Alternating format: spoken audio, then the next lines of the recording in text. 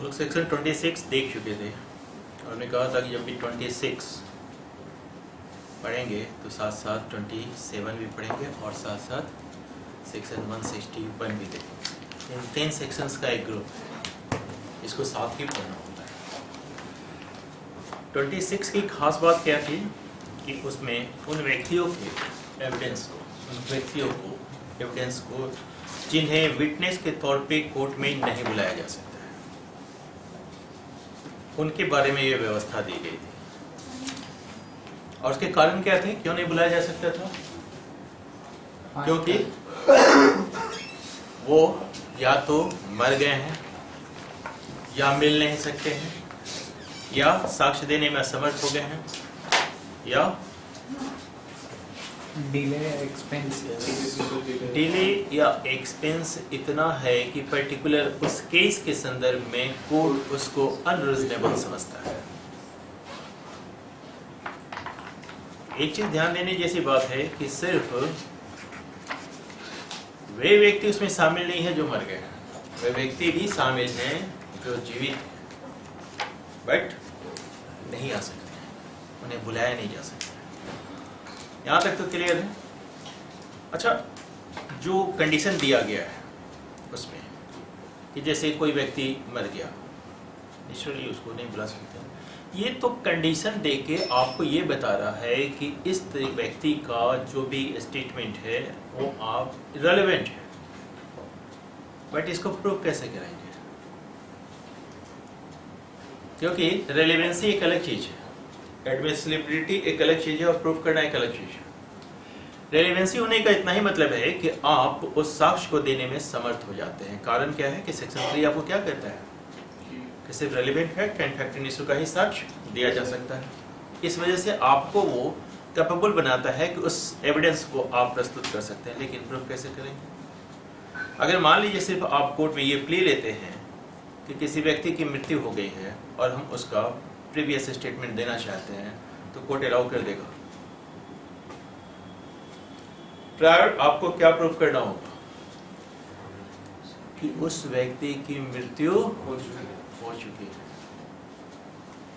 ये first prior आपको proof करना होगा कि उस व्यक्ति की मृत्यु हो चुकी है, और अगर उसकी मृत्यु संदिग्ध है तो अगर आप ये बात है कि उसकी मृत्यु नहीं हुई है, एक व्यक्ति कहता है मृत्यु नहीं हुई है, दूसरा व्यक्ति कहता है कि मृत्यु हो चुकी है, क्या एविडेंस देंगे? क्योंकि सेक्शन 27 के लिए जरूरी है ना। तो वैसे स्थिति में कोर्ट को पूरी जांच करनी होगी और वो सब सपोर्टिंग एविडेंस लेने होंगे जो इस तथ्य को साबित करता हो, इस फैक्ट को एस्टेब्लिश करता हो कि उस व्यक्ति की मृत्यु हो चुकी है। और इस कैसे तरह का साक्ष्य दे सकते हैं आप? कैसे उस व्यक्ति की मृत्यु होगी, कैसे साबित करेंगे आप? डेथ सर्टिफिकेट ये कौन पब्लिश करता है? गवर्नमेंट डेथ सर्टिफिकेट पब्लिश करती है। अगर मान लीजिए डेथ सर्टिफिकेट भी नहीं, वैसी स्थिति में मान लीजिए कोई डूब के मर गया, मृत्यु संदिग्ध है कि वो पानी में तैर के निकल गया या मर गया, तब क्या करेंगे? तो 7 साल वेट करेंगे क्या, जो प्रिजम्पशन है?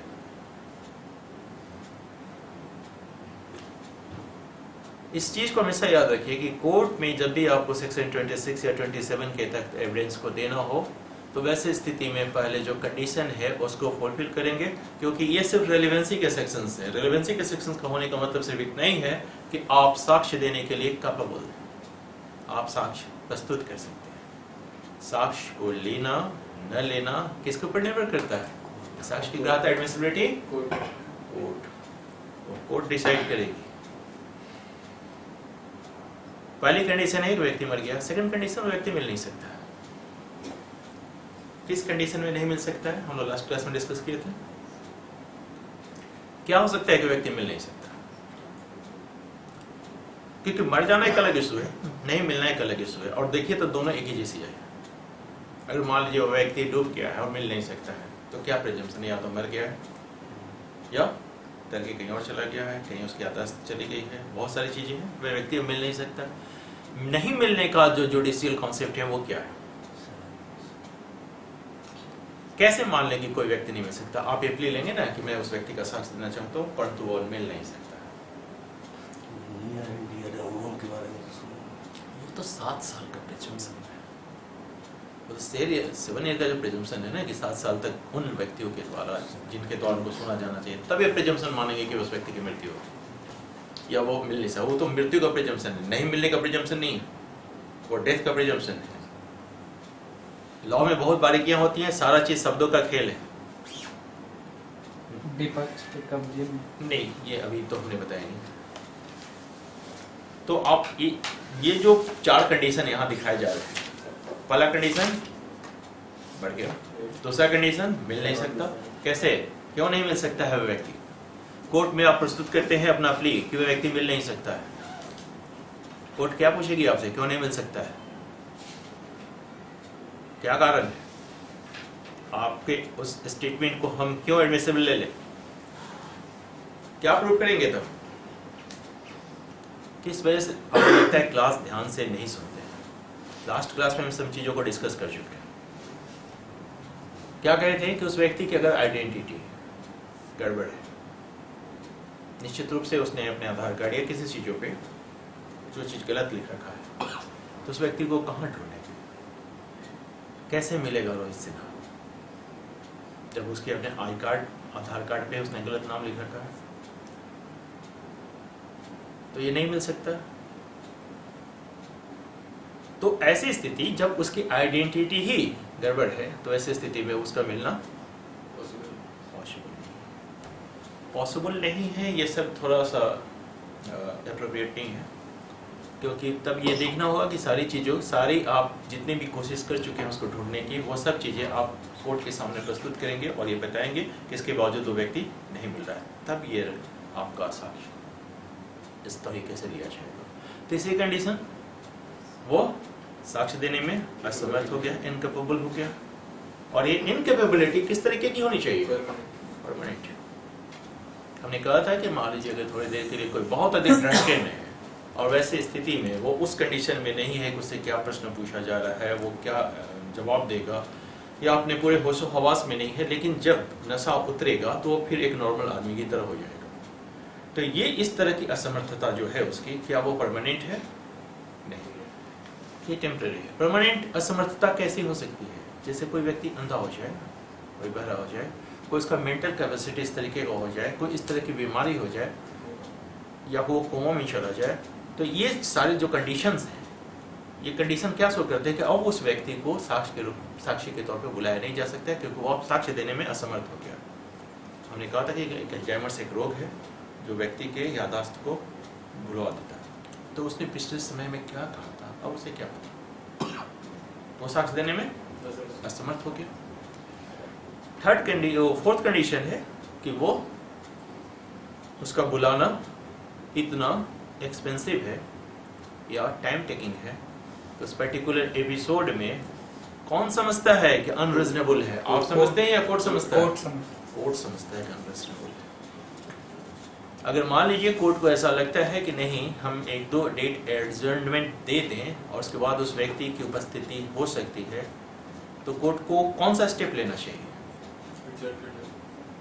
उस व्यक्ति को बुलाना ही चाहिए, बिल्कुल सिर्फ इस प्ली पे कि वो बहुत दूर है, बहुत एक्सपेंसिव है, उसको नहीं बुलाया जा सकता, उसका एविडेंस इतना इम्पोर्टेंट है तो उसको बुला ही लेना चाहिए। क्यों हम बार बार बुलाने की बात कर रहे हैं?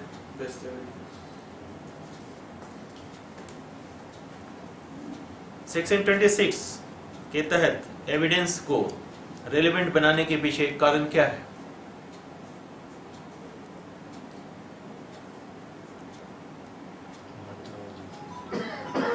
हमने कहा सेक्शन 26, जब सेक्शन 26 बोलिए तो उसमें तो मरता हुआ व्यक्ति नहीं आएगा।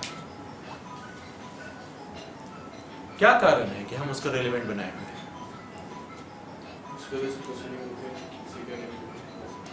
क्योंकि ऐसी परिस्थिति में वही बेस्ट एविडेंस है। क्योंकि साक्ष्य का रूल क्या है? Best evidence must be given. क्योंकि और कोई दूसरा व्यक्ति आ नहीं सकता है, तो वही एक एविडेंस है जिसको प्रस्तुत किया जा सकता है और सर इसी की डिमांड कर रहा है। ये जो हम लोग चर्चा के ये मामला था सेक्शन 26। हम लोग नेक्स्ट जो डिस्कस करेंगे वो मामला है सेक्शन 27।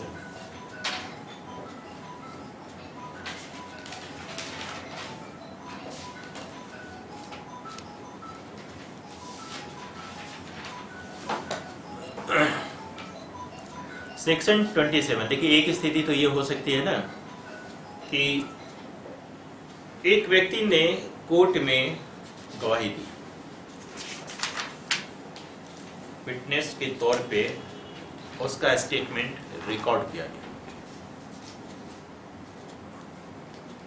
अगले उसी प्रोसीडिंग में वो जब होना था उससे पहले व्यक्ति मर गया। फर्क को समझिए, विटनेस का स्टेटमेंट रिकॉर्ड हो चुका है, उसी प्रोसीडिंग में फर्दर स्टेप्स पे आने पे जब उसके क्रॉस एग्जामिनेशन का वक्त आया वह व्यक्ति मर गया। ये स्थिति हो सकती है कि कोई और प्रोसीडिंग में उसके विटनेस उसके उस स्टेटमेंट की आवश्यकता है और व्यक्ति अब अवेलेबल नहीं है।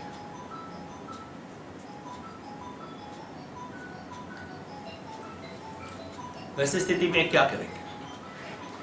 वैसी स्थिति में ही बना हुआ है सेक्शन 27।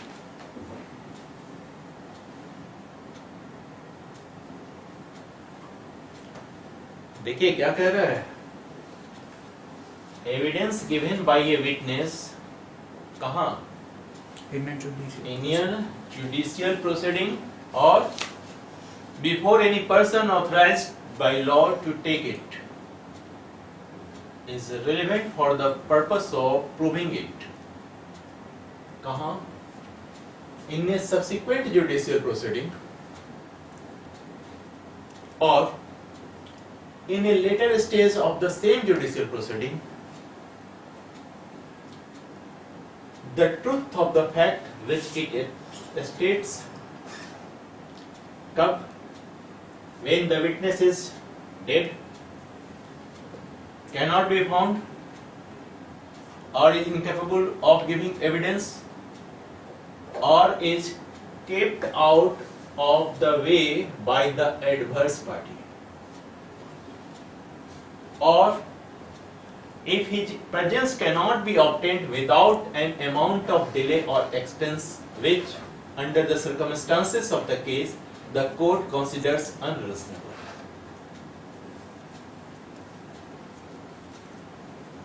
26 में हम लोग 4 कंडीशन देखे थे, 27 में एक कंडीशन बढ़ गया, और वो कौन सा कंडीशन बढ़ा है? Is kept out of the way by the adverse party. विपक्षी के द्वारा उसे साक्ष्य देने से दूर कर दिया गया है। ये बात समझ रहे हैं? अगर आपसे पूछा जाए 26 और 27 में क्या अंतर है? पहला अंतर तो यही है कि उसमें 4 कंडीशन थे 26 में, इसमें एक एडिशनल कंडीशन है, इसमें 5 कंडीशन है। दूसरा और क्या अंतर है?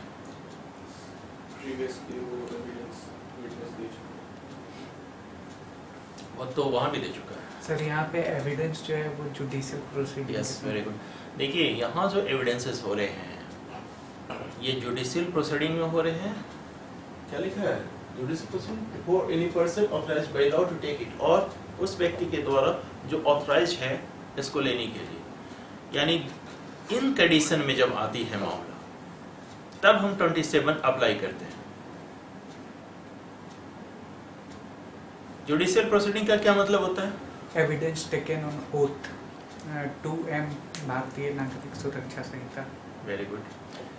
जुडिशियल प्रोसीडिंग डिफाइंड है 2M भारतीय नागरिक सुरक्षा संहिता में, जहां वो कहता है कि ऐसा कोई भी कार्रवाई, ऐसी कोई भी प्रोसीडिंग जिसमें साक्ष्य ओथ पे लिया जाता है। अगर सिंपल भाषा में हम कहें तो कोई व्यक्ति अगर शपथ पर साक्ष्य लेता है तो ये एक प्रोसीडिंग है वो जुडिशियल प्रोसीडिंग न्यायिक कार्रवाई कहलाएगी।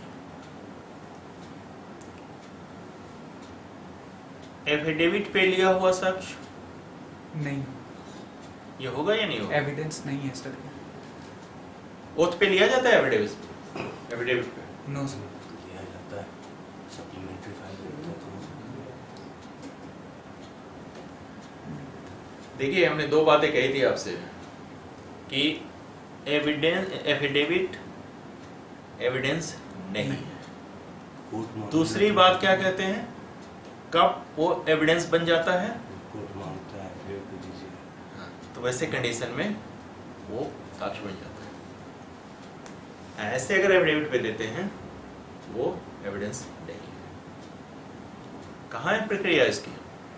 CPC 19 सीबीसी ऑर्डर 19, ठीक है।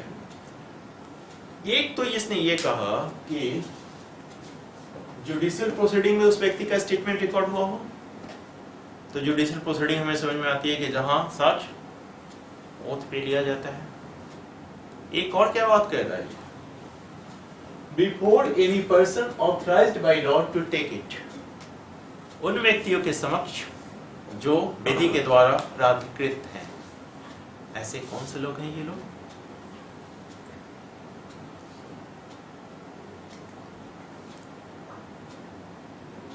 आर्बिट्रेटर के समक्ष जो कार्रवाई होती है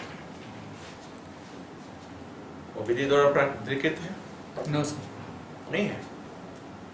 विधि द्वारा प्राकृतिक आर्बिट्रेशन एंड कंसिलिएशन एक्ट जब आप पढ़ते हैं हाँ तो वो विधि द्वारा प्राधिकृत व्यक्ति नहीं है। Not court. आप कहेंगे कि आर्बिट्रेशन पे एविडेंस एक्ट लागू नहीं होता है, एक अलग इशू है। ये नहीं कह रहा है। देखिए क्या कह रहा है ये, before any person authorised by law to take it. इस फर्क को थोड़ा सा समझ लीजिए। अगर सीधा सीधी आर्बिट्रेशन की बात आएगी तो आप कहेंगे उसको तो साक्ष्य अधिनियम से हटा दिया गया। हम उसकी बात नहीं कर रहे हैं, हम तो उस एविडेंस की बात कर रहे हैं। दूसरा व्यक्ति अगर मेडिटेशन प्रोसेस में जाते हैं तो रेवेन्यू अधिकारी आपसे एविडेंस लेता है। कमिश्नर ऑथराइज्ड है सीपीसी के तहत एफिडेविट पे साक्ष्य लेने के लिए। ये वो व्यक्ति हैं जो ऑथराइज्ड बाय लॉ हैं साक्ष्य लेने के लिए। ये क्या करेंगे, ओथ पे आपके स्टेटमेंट को रिकॉर्ड करेंगे, और जैसे ही ओथ पे रिकॉर्ड करेंगे क्या हो जाएगा, जुडिशियल प्रोसेसिंग हो जाएगी। जो जुडिशियल प्रोसीडिंग यही परिभाषा दी गई है ना। तो यहां तक तो क्लियर है। अब समझिए क्या समस्या है। इस व्यक्ति का स्टेटमेंट रिकॉर्ड हो गया। रिकॉर्ड होने के बाद क्या होगा, ये तो अपना फर्स्ट टाइम क्या कहेगा, चीफ कहेगा। आप जानते हैं ना, चीफ होता है, क्रॉस एग्जामिनेशन होता है, फिर री एग्जामिनेशन होता है। ये 3 स्टेजेस होते हैं। ये चीफ कहा और क्रॉस एग्जामिनेशन के पहले इस व्यक्ति की मृत्यु हो गई, या ये 5 कंडीशन,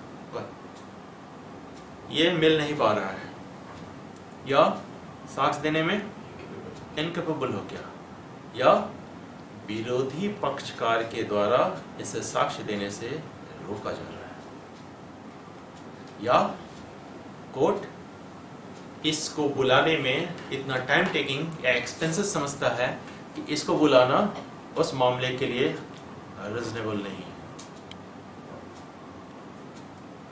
तो वैसे स्थिति में अब क्या करें, ये व्यक्ति ने अपना स्टेटमेंट रिकॉर्ड कर रखा है, बट वो नेक्स्ट स्टेप के लिए अवेलेबल नहीं।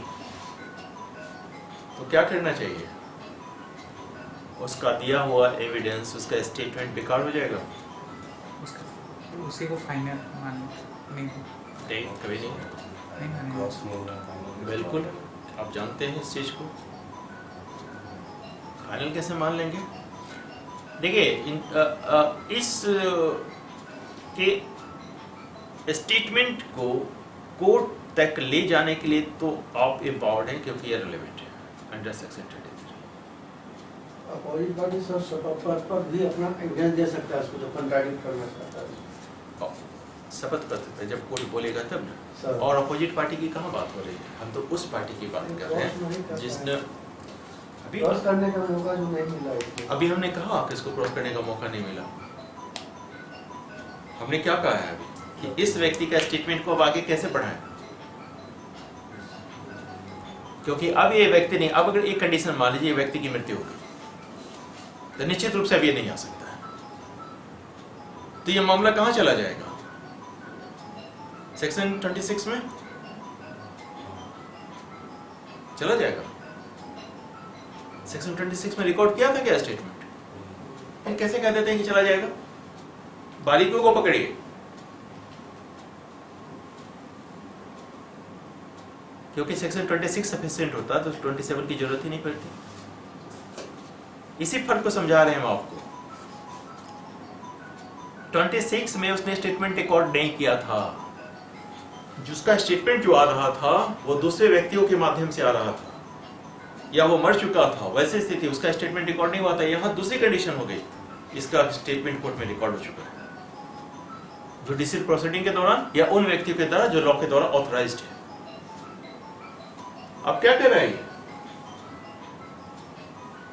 इन सब्सिक्वेंट जुडिशियल प्रोसीडिंग, यानी अब आगे के जो सब्सिक्वेंट जुडिशियल प्रोसीडिंग के लिए या in a later stage of the same judicial proceeding, इसके अर्थ को क्या समझ रहे हैं? एक व्यक्ति ने कोई बात कही थी, वो सत्य थी या नहीं, इस बात को साबित करने के लिए आपके पास कुछ तो होना चाहिए ना। लेकिन उस बात को साबित आप कैसे करेंगे जब तक उसका क्रॉस एग्जामिनेशन नहीं करेंगे? या तो उसी केस में उसके सब्सिक्वेंट स्टेज पे आप उसको क्रॉस कीजिए, या दूसरे केस में अगर वो रेलिवेंट है तो वैसे स्थिति में फिर क्रॉस एग्जामिनेशन कीजिए। इन दोनों ही हालत में वह व्यक्ति अब अवेलेबल नहीं है। कंडीशन क्या है, क्यों अवेलेबल नहीं है? बस हमेशा याद रखिए, वहां 4 यहां 5। सेक्शन 27 में 5 कंडीशन।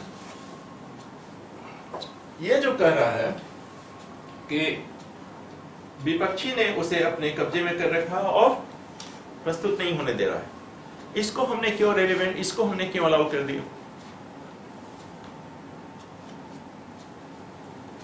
आप कोर्ट में कहेंगे ना, ये व्यक्ति को विपक्षी आने नहीं दे रहा है,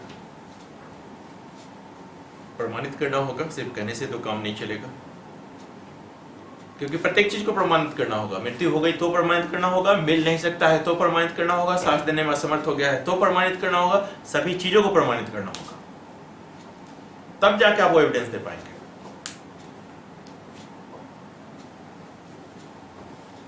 तो एक तो ये व्यक्ति टॉर्ट कर रहा है, तो खुद ही गलती कर रहा है विपक्षी जो भी है। तो अगर हम इस प्ली को अलाउ नहीं करें तो उसके गलती को जस्टिफाई कर देंगे, उसको ही अपने ही गलती का लाभ लेने का मौका दे देंगे। इस वजह से हमने अलाउ किया, इसलिए हमने 5वां कंडीशन जोड़ा। लेकिन बात इतने से नहीं हो गई। अब देखिए क्या है, यहां तक तो आप समझ गए। आप 26 एंड 27 के फर्क को समझ रहे हैं। पहला फर्क क्या है?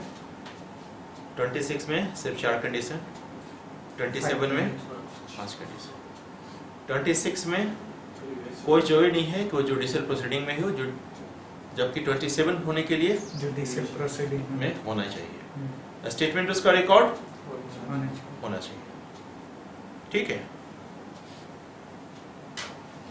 अब कहता है कि provided that the proceeding was between the same parties or their representative in interest। ये कहता है कि सभी मामलों में लागू नहीं होगा। इसको ऐसे समझिए, जैसे एक सूट है,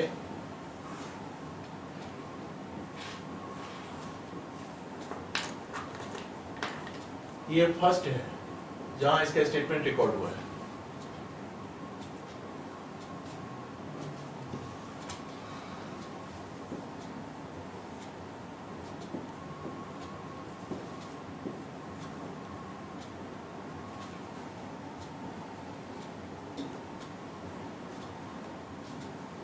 ए और बी के बीच बात चल रहा है और एक का कोई स्टेटमेंट है जो रिकॉर्ड किया गया है पहले मामले में। ये फर्स्ट मामला है, ये सेकंड मामला है।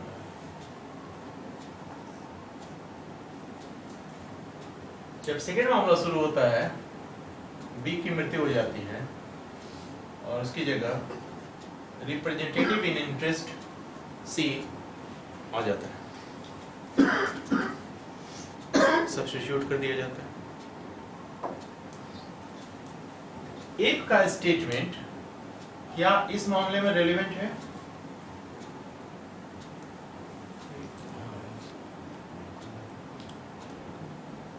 क्योंकि ये क्या कह रहा है, provided that the proceeding was between the same parties और रिप्रेजेंटेटिव्स इन इंटरेस्ट। ये सेम पार्टी है, इसके जगह पर है तो सेम पार्टी तो है। तो एफ का स्टेटमेंट यहाँ रेलेवेंट होगा किसके पेपर, किसके अगेंस्ट में? सी के अगेंस्ट में। सी के अगेंस्ट में। ठीक है, अब एक नया पार्टी जुड़ जाता है सेकंड वाले मामले में। एक का स्टेटमेंट इस मामले में रेलेवेंट होगा। ई के लिए तो नहीं है।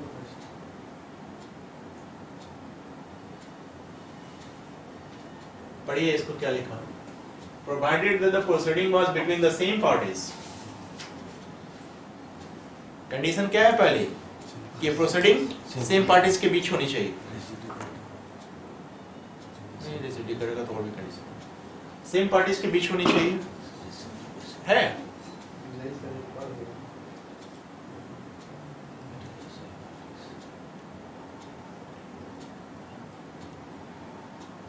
ये फर्स्ट कंडीशन है, इसको पहले समझिए सेम पार्टीज का क्या मतलब है।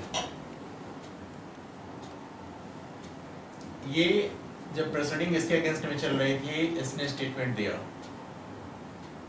या तो सब्सिक्वेंट स्टेज है या फिर कोई दूसरा मामला है जिसमें पार्टीज सेम अब नहीं है। अगर यहां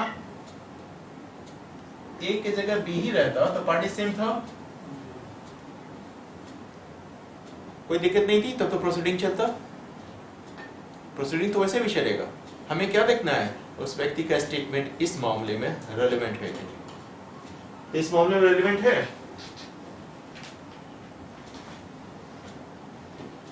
अगर सेमी मामला है सर तो उसमें सी अगर दोनों भाई है, उनका बी का पुत्र, तब तो चल सकता है सर सेम पार्टी। देखिए रिप्रेजेंटेटिव इन इंटरेस्ट और लीगल रिप्रेजेंटेटिव दोनों में थोड़ा सा फर्क है, बट मोर और लेस सेम है।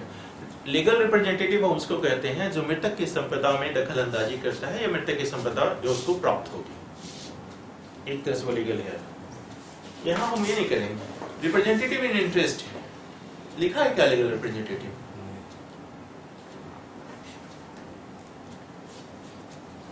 आइए देखिए, इसका स्टेटमेंट अगर इसने इसके फेवर में दिया है तो बी के लिए तो ये रेलेवेंट है।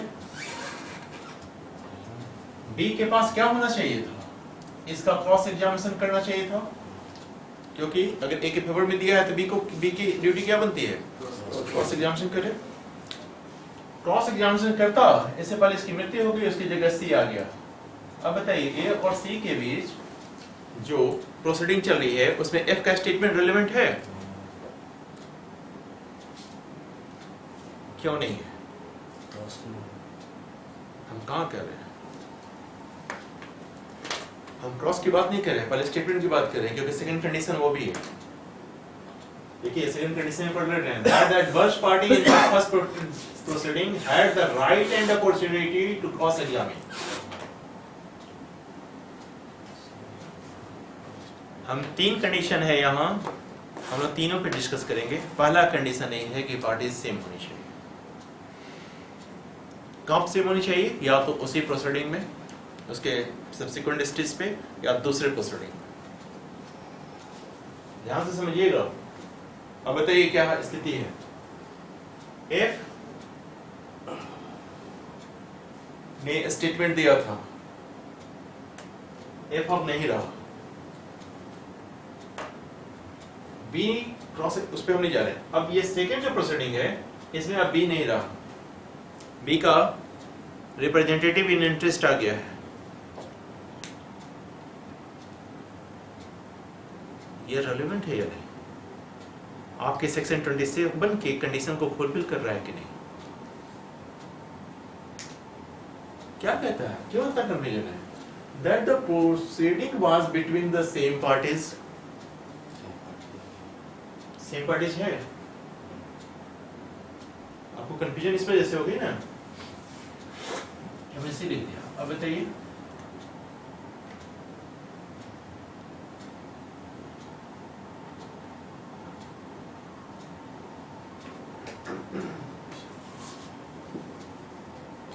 ठीक है, सेम पार्टी हो गया। सेम पार्टी आ गया, रेलेवेंट हो गया। अब थोड़ी देर के मान लीजिए इसी प्रोसीडिंग में या फिर थर्ड स्टेज में ये व्यक्ति मर गया और इसकी जगह सी आ गया जो इसका रिप्रेजेंटेटिव इन इंटरेस्ट है। अब ये एफ का स्टेटमेंट रेलेवेंट है?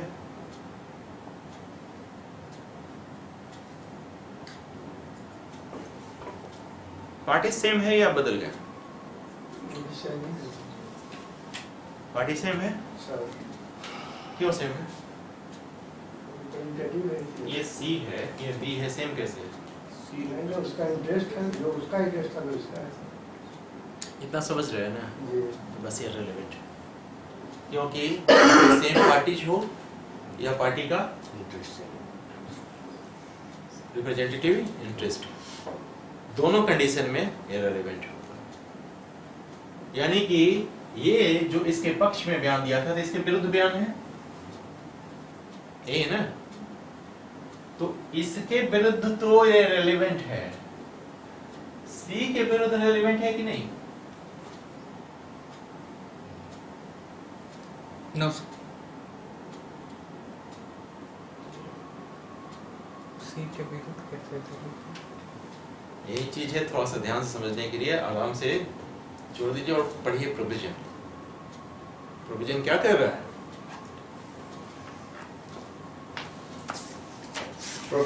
Provided that the proceeding was between the same parties or their representative.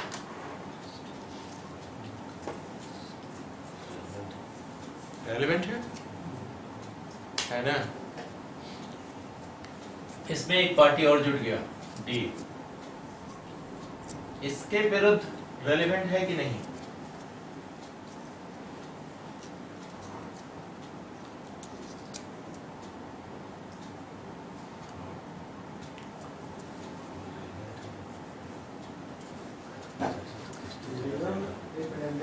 नहीं है ये,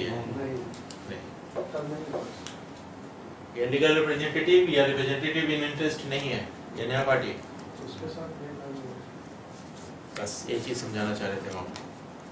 अगर कोई नया पार्टी जुड़ जाता है तो इसका बयान जो इसके विरुद्ध था, इसके विरुद्ध हम इस्तेमाल नहीं कर सकते। लेकिन अगर सब्स्टिट्यूशन के तहत रिप्रेजेंटेटिव इन इंटरेस्ट आता है तो वैसी स्थिति में उसका बयान उसके विरुद्ध इस्तेमाल करेंगे। समझ में आया? सर इसी तरह का क्रिमिनल मामला है, सब बता रहे हैं सर। उम्मीद है।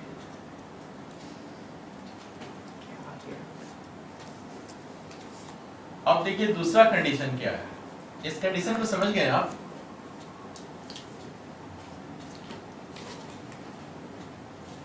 फर्स्ट कंडीशन सेम पार्टीज के बीच होनी चाहिए, तब जाके 27 लागू होगा, या रिप्रेजेंटेटिव इन इंटरेस्ट होना चाहिए।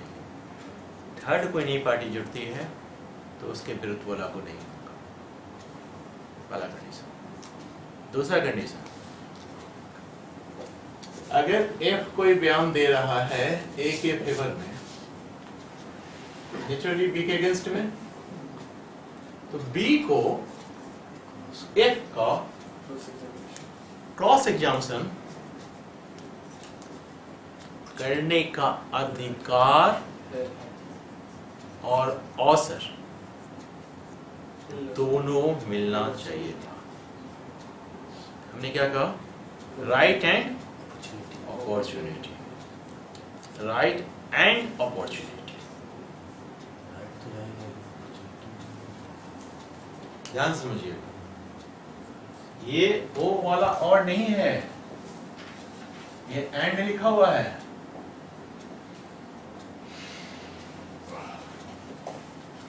समझ रहे हैं? यानी बी को ए का क्रॉस एग्जामिनेशन करने का अधिकार होना चाहिए और इसको अवसर भी मिलना चाहिए। इसका मतलब क्या हुआ? ये जैसे ही इसके अगेंस्ट में बयान दे रहा है, इसके फेवर में बयान दे रहा है, इसका राइट तो है कि हम इसको क्रॉस एग्जामिनेशन करें, और क्रॉस एग्जामिनेशन का डेट एक्सटेंड करके नेक्स्ट डेट पे डाल दिया गया और इसके पहले इसकी मृत्यु हो गई। एफ के राइट तो था, अवसर भी था, क्या ये क्रॉस एग्जामिनेशन कर सका? नेक्स्ट डेट होने की वजह से जो अवसर शिफ्ट हुआ, इसी दरमियान इसकी मृत्यु हो गई। तो वैसे स्थिति में जब ये एक्सरसाइज नहीं कर सका अपना राइट एंड अपॉर्चुनिटी, देन इसका बयान किसी काम का नहीं। सर वहाँ पर दो चीज होता है, क्रिमिनल मामले में देखते हैं कि एडजॉर्नमेंट स्टेट या कोर्ट या साइड से ले लिया गया, बी साइड से समय अभाव में या जो भी अपना क्या मामला डेट करना चाहते हैं, आज हम नहीं तैयार हैं, कुछ भी उस पर क्या होता है। हम वही तो बता रहे हैं ना। देखिए, हम आप ध्यान से सुनिए, इस व्यक्ति को राइट है इसका क्रॉस एग्जामिनेशन करने का।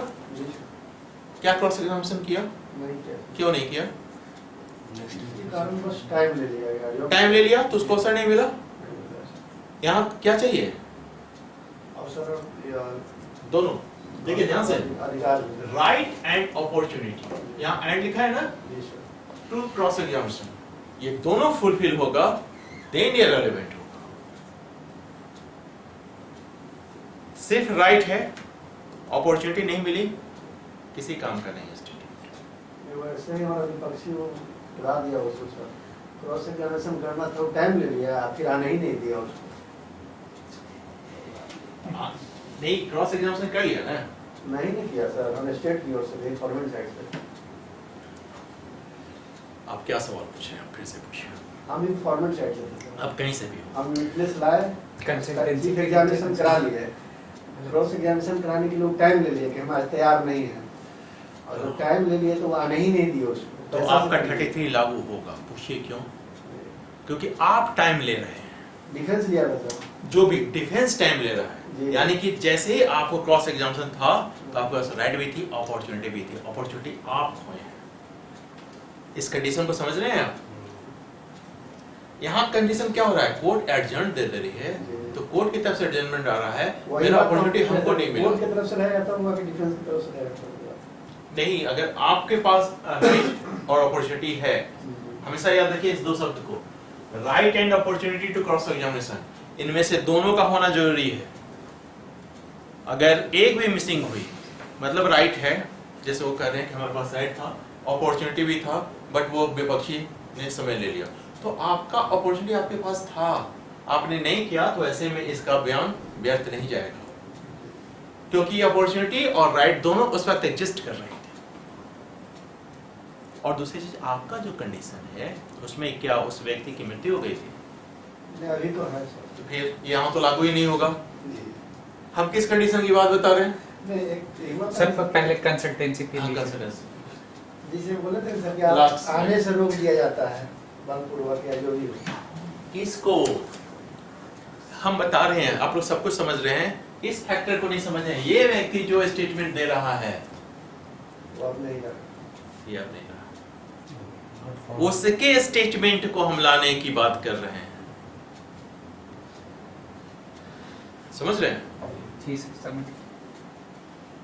ये सेकंड कंडीशन।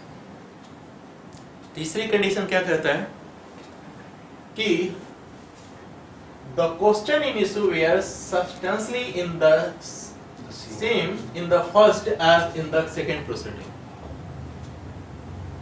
क्या समझे इसका मतलब? जो क्वेश्चन इन इशू जो है वो जो फर्स्ट में है वही सेकंड में भी रहना चाहिए।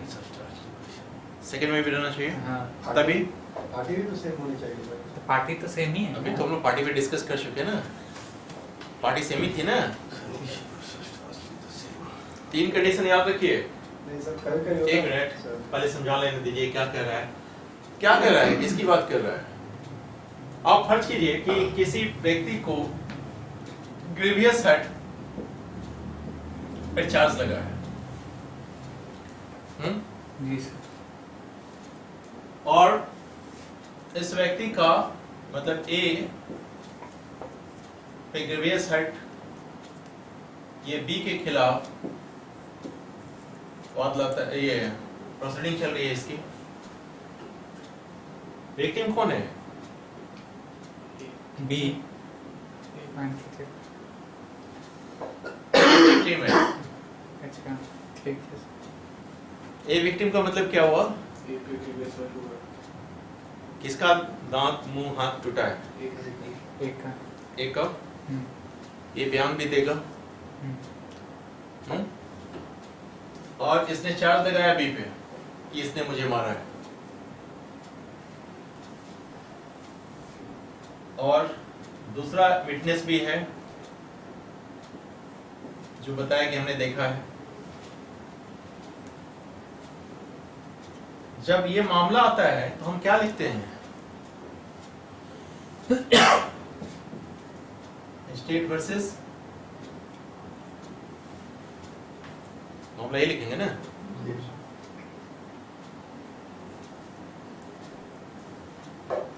इस व्यक्ति का स्टेटमेंट रिकॉर्ड हो गया, बट इसकी मृत्यु हो गई इसी चोट की वजह से। अब चार्ज क्या लगेगा? 302 पुराना वाला 190 नहीं ठीक 100 304 जो भी चेंजेस है। अब ये चार्ज तो बदल गया, 325 की जगह अब चार्जेस क्या आ गया सर? 302 304 ये चार्ज बदल गया ना। पहले वाले चार्ज में जब ग्रीवियस हर्ट हुआ था, फैक्ट इशू क्या था? Grievous hurt. फैक्ट इशू समझ रहे हो ना? विवादक तथ्य क्या था? बी में ग्रीवियस हर्ट। ओके, सेकंड वाले में क्या होगा? Death cause fact issue death by उसी वक्त मर गया था क्या?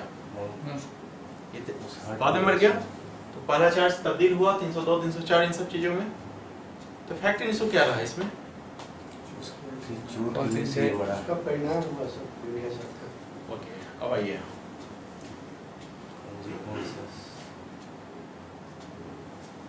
ये क्या बोल रहा है?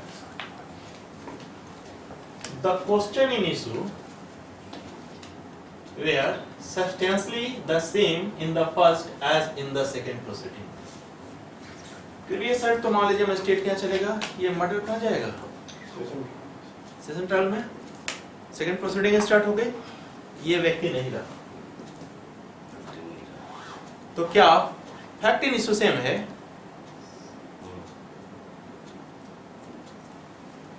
इसी बारीकी को समझा रहे हैं। फैक्ट इन इशू सेम है।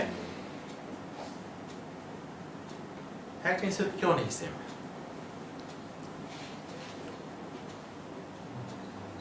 फैक्ट इन इशू क्या होता है? विवादक तथ्य जो कि विवाद था, एक असर्ट previous हर्ट का परिणाम है पीछे उसका। सर एक असर्ट में दूसरा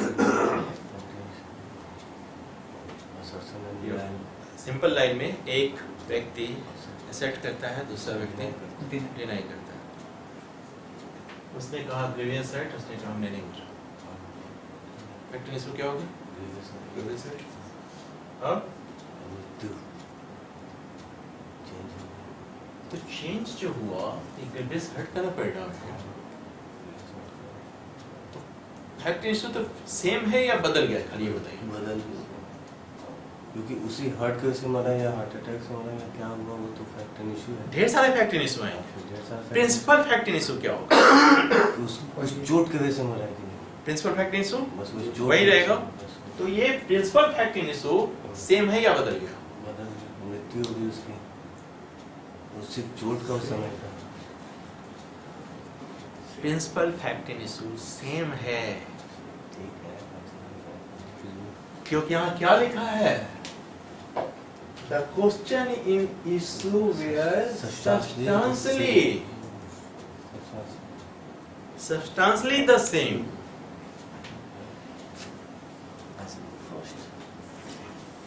पहले में फैक्ट इन इशू क्या था? इसको ग्रेवियस हर्ट हुआ था कि नहीं? ये बहुत सारे फैक्ट इन इशू होंगे कि उसने सेल्फ डिफेंस में मारा कि क्या किया, लेकिन principal fact in issue grievous hurt हुआ कि सेकंड सेम चीज, क्योंकि वो उस परिणाम की वजह से मृत्यु को प्राप्त हो गया, तो principal fact in issue same है, सब्सटेंशियली सेम है। और भी ढेर सारे फैक्ट इन इशू होंगे, लेकिन principal fact in issue substantially same है।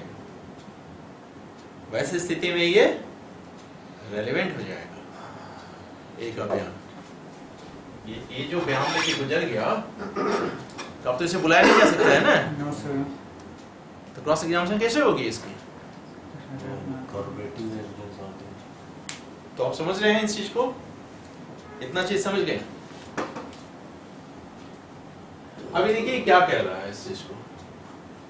पहली बात, 3 कंडीशन क्या क्या है जिस वक्त 27 लागू, हाँ डाइन डिक्लेरेशन, यस, यहाँ डाइन डिक्लेरेशन में लागू होगा, 27 भी लागू होगा, दोनों कंडीशन में लागू हो जाएगा, क्योंकि ये कह के मर गया तो डाइन डिक्लेरेशन में भी आ जाएगा और 27 में भी आ जाएगा। क्यों 27 में आ जाएगा? क्योंकि इसका स्टेटमेंट आ चुका है ड्यूरिंग जुडिशियल प्रोसीडिंग, और अब ये साक्ष्य देने के लिए अवेलेबल नहीं है, इसलिए 27 बहुत इंपॉर्टेंट इस वजह से था। सर इसी को थोड़ा एक मिनट, हम तुरंत समझा रहे थे, पहले आप इस चीज को क्लियर हो लीजिए। सर हाँ, पहला condition, parties same, parties include very good, representative same होना चाहिए। सेकंड, मिलना चाहिए, राइट एंड अपॉर्चुनिटी दोनों एक्सिस्ट होना चाहिए। सिर्फ राइट है, अपॉर्चुनिटी नहीं मिली तो नहीं लागू होगा, अपॉर्चुनिटी है, राइट नहीं था तो भी लागू नहीं होगा, ये दोनों चीजें होगी तब जाके लागू होगा। सर राइट रहेगा तो अपॉर्चुनिटी तो रहेगा नहीं ना हुआ। अभी जैसे मान लीजिए हमने क्या कहा कि आपके पास राइट है, क्रॉस एग्जामिनेशन करवाने जा रहे हैं, कोर्ट ने कहा कि अच्छा ठीक है हम इसको नेक्स्ट पे कल पे डाल देते हैं क्रॉस एग्जामिनेशन। आपके पास राइट है, अपॉर्चुनिटी भी है, बट अपॉर्चुनिटी अवेल करने से पहले नेक्स्ट डे ही मर गया, वैसे स्थिति में आप अवेल नहीं कर पाए, तो राइट थी, अपॉर्चुनिटी भी थी, बट अवेल नहीं कर पाए, समझ रहे हैं? थर्ड कंडीशन, जो क्वेश्चन इन इशू है, जो फैक्ट इन इशू है, सब्सटेंशियली सेम होना चाहिए। सब्सटेंशियली का मतलब जो प्रिंसिपल फैक्ट इन इशू है वो दोनों ही प्रोसीडिंग्स में कॉमन होनी चाहिए। डायरेक्ट आगे क्यों लिखा डायरेक्ट सब्सटेंशियल? वो तो आप जहाँ से ला रहे हैं रेसिड्यूकेटा से, वो एक अलग इशू है, इसलिए कहा कि सब्सटेंशियली का मतलब ही ये है कि जैसे आपने कहा ना कि जरूरी नहीं है सर कि ये सिर्फ ग्रेवियस हर्ट का मामला हो, इसमें हो सकता है कि सेल्फ डिफेंस पे लिया हो, इस वजह से चोट लगता है, गलती से भी चोट लग सकती है, ये सब फैक्ट इन इशू है। प्रिंसिपल फैक्ट इन इशू क्या है? क्योंकि एक बार उसकी दांत, आंख, नाक कुछ टूट चुकी, ग्रेवियस हर्ट का मतलब यही है ना, जितने कंडीशन है 320 में वो सब फुलफिल होने चाहिए, तो उनमें से कोई भी फुलफिल हो गया, ये सब के सब ग्रेवियस हर्ट में आ जाएंगे। तो fact in issue, principal fact in issue क्या था कि क्या ग्रेवियस हर्ट हुआ था? चलिए, ग्रेवियस हर्ट की वजह से उसकी डेथ हो गई। डेथ किस वजह से हुई? क्योंकि ग्रेवियस हर्ट था, तो principal fact in issue same आ गया, तो सब्सटेंशियली सेम की बात कर रहा है, ठीक है? हाँ वो जो केस बता रहे थे उसमें तो अपॉर्चुनिटी नहीं मिली। हाँ बताइए सर। नहीं सर, होता क्या है कि कोई मर्डर ट्रायल वगैरह मान के चले होता है, चाहे कोई भी ग्रेवियस हर्ट कर रहा है सर, 5-6 एक्यूज रहता है सर, कुछ आदमी ट्रायल फेस करता है, कुछ लोग फरार रहता है, वो लोग बाद में दूसरे स्टेट में ट्रायल में आते हैं सर।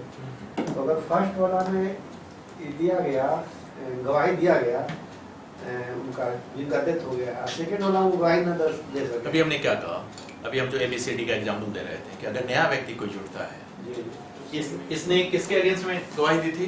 बी के। हम क्या बोले कि इसका गवाही किसके अगेंस्ट में लागू होगा?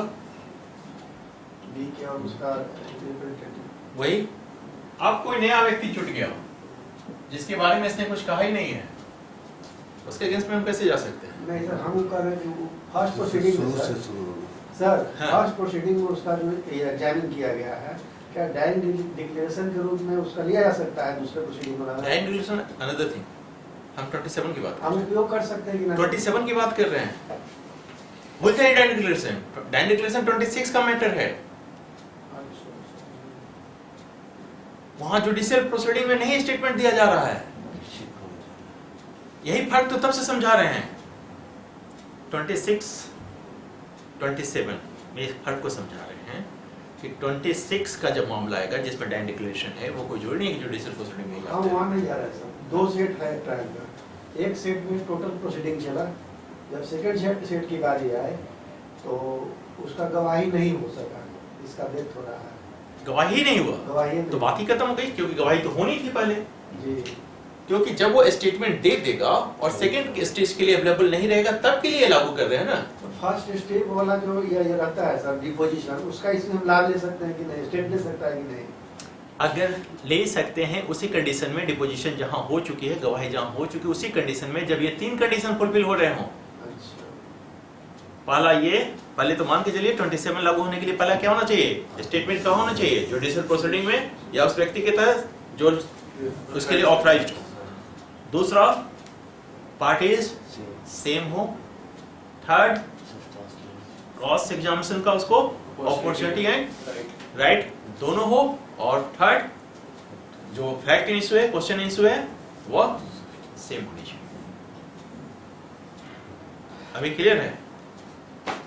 तो उसका कैसे होगा आपको ये अब समझिए? क्लास के बाद, पीड़ित पक्ष का क्लास के बाद थोड़ा सा इसको कंप्लीट करने दीजिए, क्योंकि जहां आप फंस रहे हैं ना, उसके रीजन है कि आप 26, 27 में डिफरेंशिएट नहीं कर पा रहे हैं। आप डायरेक्ट डिक्लेरेशन जंप कर रहे हैं, हम डायरेक्ट डिक्लेरेशन की बात ही नहीं कर रहे हैं। ये तो समझ में आ गया। ये अभी नहीं समझ में आया सर, अभी हम बता रहे हैं। अब देखिए इसका स्पष्टीकरण क्या कहता है। A criminal trial or inquiry shall be deemed to be a proceeding between the prosecutor and the accused within the meaning of this section. Explanation. Criminal trial और इंक्वायरी में किसको बात कर रहा है? एक्यूज्ड कौन है इसमें? आइए इसमें आते हैं। कोई एक्यूज्ड? हाँ? बी बी एक्यूज्ड है। प्रोसिक्यूटर कौन है? प्रोसिक्यूटर आप तो स्टेट लिखते हैं, बट हु इज प्रोसिक्यूटर? जो उसको रिप्रेजेंट करता है। कौन रिप्रेजेंट कर रहा है? लीडर अरे सर, वो तो प्रोसीडिंग है। जब मामला कोर्ट में जाएगा तो एपीपी आएंगे, पीपी आएंगे, वो अलग इशू है। आप इसे चाहिए, हमें ग्रेवियस हिट हुआ, हम क्या करेंगे? फायर लॉस करेंगे। वो prosecutor, victim is the prosecutor, यानी कि ए प्रोसिक्यूटर। समझ रहे हैं? लेकिन हम लोग क्या लिखते हैं? स्टेट वर्सेस ये एक्सप्रेशन क्यों जोड़ा?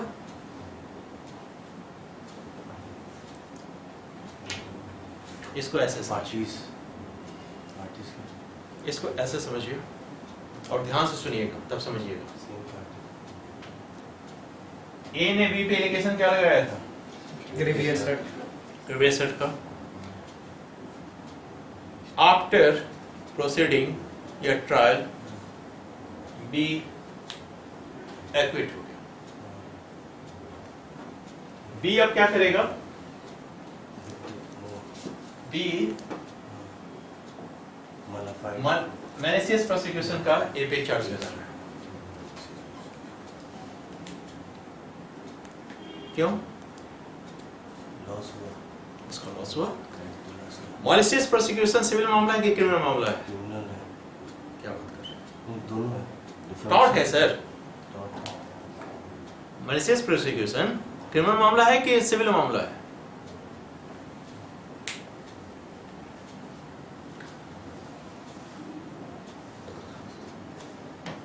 ये मैलिशियस प्रोसिक्यूशन लगाया तो बी को सजा हो जाएगी क्या? नहीं, क्या होगा? कंपनसेशन। कंपनसेशन दिया जाएगा। कंपनसेशन कहाँ दिया जाता है? Civil Tort. मामले में। ये टॉर्ट है। क्रिमिनल मामला से मामला कहाँ शिफ्ट कर गया? टॉर्ट में या सिविल मामलों में?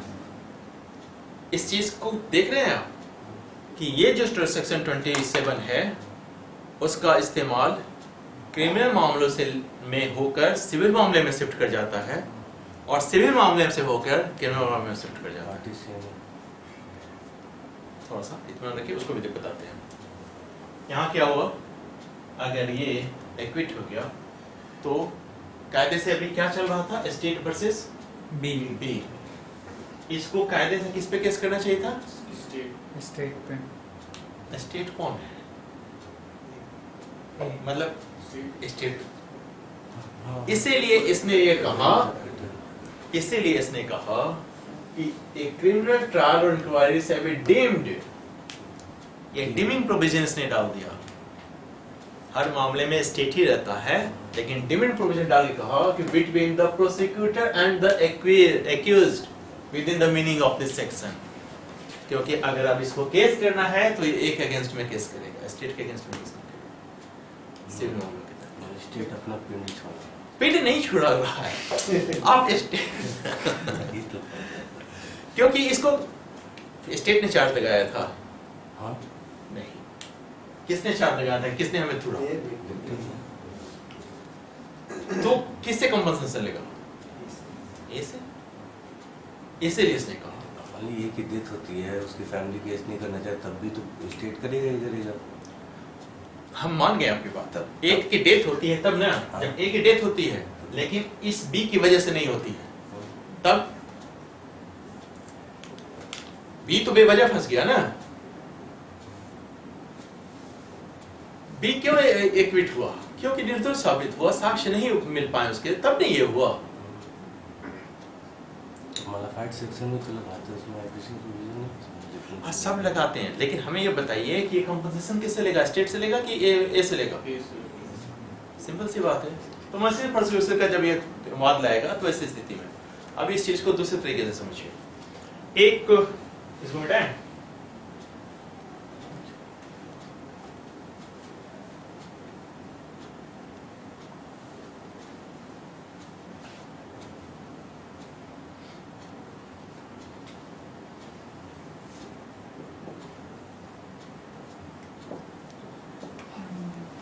ए बी पर उसके मकान में कोई व्यक्ति अवैध रूप से निवास कर रहा है, ट्रेसपासर है, और एफ इसके पक्ष में कहता है कि बी ट्रेसपासर। ठीक है, ये पाला केस ट्रेसपास का केस हुआ तो किस तरह का केस होगा? टॉर्ट भी होगा और क्रिमिनल भी होगा, दोनों है। दूसरा ये मामला लाता है, एक सूट लाता है अपने कब्जे बी को कब्जे से बेदखल करने के लिए। किस तरह का मामला है? सूट लाता है, इसका मतलब टाइटल। ये सिविल मामला है। पहला मामला कौन सा चल रहा था? क्रिमिनल और ये सिविल हाँ क्रिमिनल या टॉर्ट, ये सिविल। एफ ये जो स्टेटमेंट दे रहा है, देने के बाद गुजर जाता है, इसका ये स्टेटमेंट इस सिविल मामले में लागू होगा।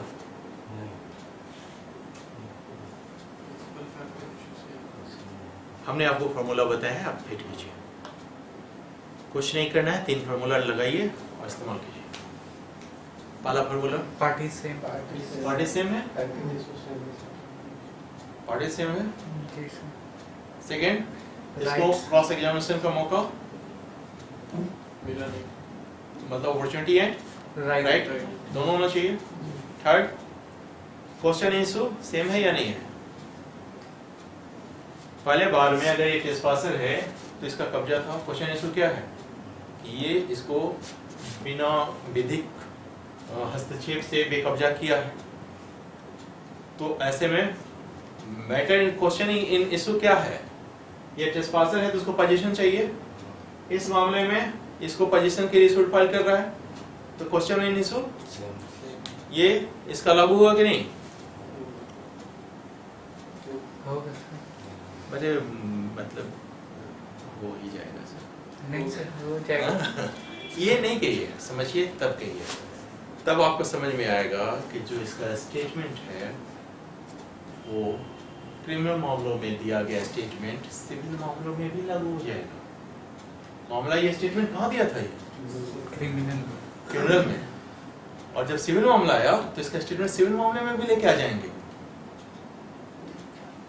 समझ रहे हैं? बस कंडीशन फुलफिल होना चाहिए। यहां तक क्लियर है? एक्स पार्टी डिग्री होती है, एक्स पार्टी डिग्री हो गई। एक्स पार्टी डिग्री में एक का स्टेटमेंट लागू हुआ कि नहीं? एक्स पार्टी डिग्री कब होती है पता है ना? नहीं हाँ? सेकेंड पार्टी को या तो उसकी नोटिस नहीं है या किसी कारणवश वो कॉल होने पे उपस्थित नहीं हो सका, और वैसे स्थिति में सुनवाई की तिथि पे उपस्थित नहीं होकर एक पार्टी को सिर्फ सुन के टिकट दे दी। अगर ऐसी स्थिति बनती है तो आप हमें ये बताइए कि एक्स पार्टी डिग्री में इस व्यक्ति का स्टेटमेंट क्या लागू होगा? नहीं। क्यों? Cross-examination का right. शाबाश, वेरी गुड। क्योंकि एक्स पार्टी में सेकंड पार्टी को अपॉर्चुनिटी या राइट था कहाँ? क्योंकि सेकंड पार्टी को तो हमने सुना ही नहीं। जब सुना ही नहीं तो क्रॉस एग्जामिनेशन हुआ होने का बात ही कहाँ है? इसलिए हमेशा याद रखिए, तीनों कंडीशन फुलफिल होगा तब सेक्शन 27 लागू होगा। लेकिन अगर 20 सर खुद तो से लॉ नहीं को आया तो- डिफीट कर रहा है ना, वो आया ही नहीं जानबूझ के। अच्छा, मान लीजिए आया नहीं जानबूझ के, तो एक्स पार्टी से डिसाइड करवाएगा हाँ? निश्चित रूप से। दूसरा मामला अगर आगे एक्स पार्टी डिग्री करेंगे जैसे जैसे एक्स पार्टी सेटिसाइड भी तो होती है ना, सेटिसाइड सेटिसाइड होगा, कौन करवाएगा सेटिसाइड? बी करवाएगा, फिर प्रेजेंट होगा, वो कॉस्ट लगा के ही आएगा कोर्ट में, उसके बाद इसको मौका मिलेगा या नहीं मिलेगा। इस व्यक्ति की तो मृत्यु हो गई। कन्वर्ट हो गया क्रिमिनल में, दूसरा मामला लगा। नहीं, हम ये नहीं कह रहे हैं, हम इस पर्टिकुलर इस मामले की बात कर रहे हैं, सिविल मामले की। क्योंकि हम सिर्फ इतना कहना चाह रहे हैं कि अगर मामला स्टेटमेंट दिया गया है क्रिमिनल मामले में तो उसका स्टेटमेंट सिविल मामले में भी लागू हो जाएगा। सिविल मामले में स्टेटमेंट दिया है तो यह मामला क्रिमिनल मामले में भी लागू हो जाएगा।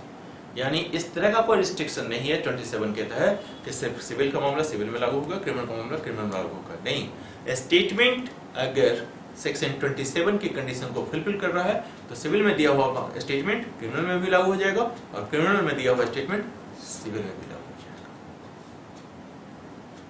एक्स पार्टी दूसरा कंडीशन था क्योंकि हमें इसके कंडीशन को फुलफिल नहीं कर पा रहा था, पार्टीज तो सेम है। लेकिन अगर बी अपने खुद के फॉल्ट की वजह से नहीं आता है तो कोर्ट बोल सकता है कि अपॉर्चुनिटी और राइट दोनों प्रेजेंट था, तो खुद नहीं आया तो नहीं आया ना। एक्स पार्टी का मतलब ही है कि आप उपस्थित नहीं थे सुनवाई के दरमियान और आपको जो भी मतलब रीजनेबल अपॉर्चुनिटी दी जानी चाहिए थी हमने दी थी, फिर भी नहीं आए, तब हमने एक्स पार्टी किया आपको। तो जब एक्स पार्टी कर रहे थे यानी जिस वक्त सुनवाई का समय था उस वक्त तो आप प्रेजेंट थे ही नहीं। जब प्रेजेंट नहीं थे तो इसका क्रॉस एग्जामिनेशन कैसे करते हैं? प्रेजेंट रहते तब ना इसकी आप क्रॉस एग्जामिनेशन करते, तब ना आपके पास राइट एंड अपॉर्चुनिटी होता। ये तो है ही नहीं। क्लियर है? क्लियर है?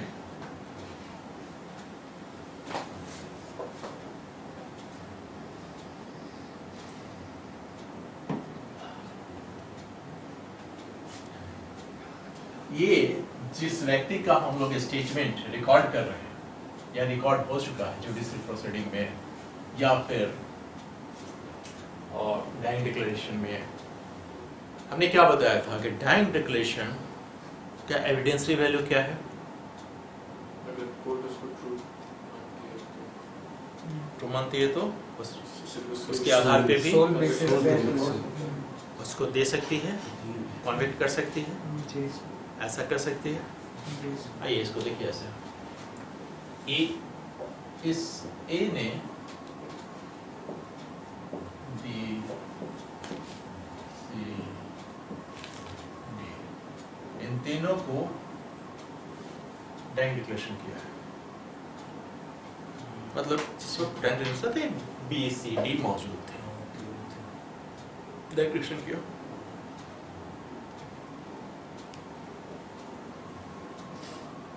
कोर्ट में जब मामला जाएगा तो पहला क्या साबित करना पड़ेगा? बैंक डिक्लेरेशन को एडमिसिबल बनाने के लिए क्या साबित करना है?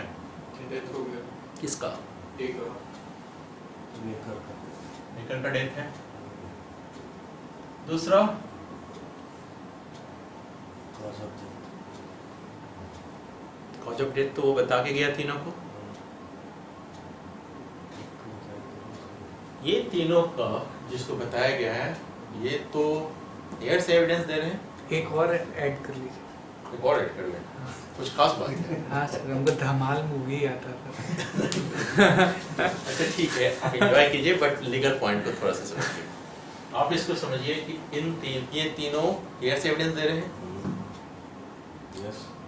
कोर्ट की फर्स्ट प्रायोरिटी क्या है कि डेथ जो बैंक डिक्लेरेशन है वो ट्रुथ को क्या करेगा? इन तीनों का जो ऑपोजिट पार्टी होगा वो क्या क्रॉस करेगा, और क्रॉस करने आने के दरमियान अगर इन तीनों में स्टेटमेंट में भिन्नता आ गई तो क्या बैंक डिक्लेरेशन सही है? नहीं नो सर। वाला सिटी पे चेक करो। हाँ? वाला सिटी पे चेक करो। हमें सिटी पे आप चले गए, उसको इम्पीच किए, उसको कहना है कि ये तीनों सिखाए हुए हैं। तो ऐसे स्थिति में हम अभी एक तरफ कह रहे हैं कि बैंक डिक्लेरेशन के मात्र एक सोल स्टेटमेंट पे हम उसको कन्विक्ट कर सकते हैं, और यहाँ क्या कर रहे हैं? ट्रू नहीं ट्रू साबित करने के लिए हम तीनों का अलग अलग टेस्टिमनी ले रहे हैं, उसके बाद उसका क्रॉस एग्जामिनेशन कर रहे हैं, और फिर वेरिएशन आके हम क्या साबित कर रहे हैं? कॉन्ट्राडिक्ट कर दिए। ये बैंक डिक्लेरेशन का एविडेंस वैल्यू। जीरो। अब अगर ये तीनों में एक समान कहा तो सिटी पे चेक करो। सोल बेसिस पे सोल बेसिस पे कर देंगे। अब यही सेम चीज उठा कर आइए 27 में कोई स्टेटमेंट ऐसा है जो उसने कहा, उसके कंसर्निंग अब आप क्या करेंगे? जिससे भी उसने कहा, जहां भी कहा, क्रॉस एग्जामिनेशन का मौका मिला तो आपने कर दिया, नहीं किया तो वो लागू ही नहीं हुआ। वो सब चीजें हैं। तो हम ये कह रहे हैं कि जिस वक्त जो स्टेटमेंट है 26 या 27 के तहत, क्या हम उसको इतना पवित्र मानते हैं कि उसके मात्र एक स्टेटमेंट के आधार पे हम किसी को कन्विक्ट कर दें? नहीं। कोर्ट क्यों जागरूक है? क्योंकि उसे सत्य की तलाश है कि सत्य एक्चुअली क्या है, और जब वो इस कंक्लूजन पहुंच जाता है कि वो सत्य है तो ऐसे सत्य पे वो कन्विक्ट कर देगा। अदरवाइज सेकेंड पार्टी के पास क्या ऑप्शन है? या तो वो कॉन्ट्राडिक्ट करे, या तो कोरोबरेट करे, या जो भी विटनेस है उनको इम्पीच करे। ये सब के सब जो एक नॉर्मल स्टेटमेंट और नॉर्मल विटनेस के साथ होता है वो सब के सब इनके साथ भी लागू होगा। और ये प्रोविजन कहाँ कह रहा है? यही प्रोविजन सेक्शन 161 कह रहा है। देखिए section 161।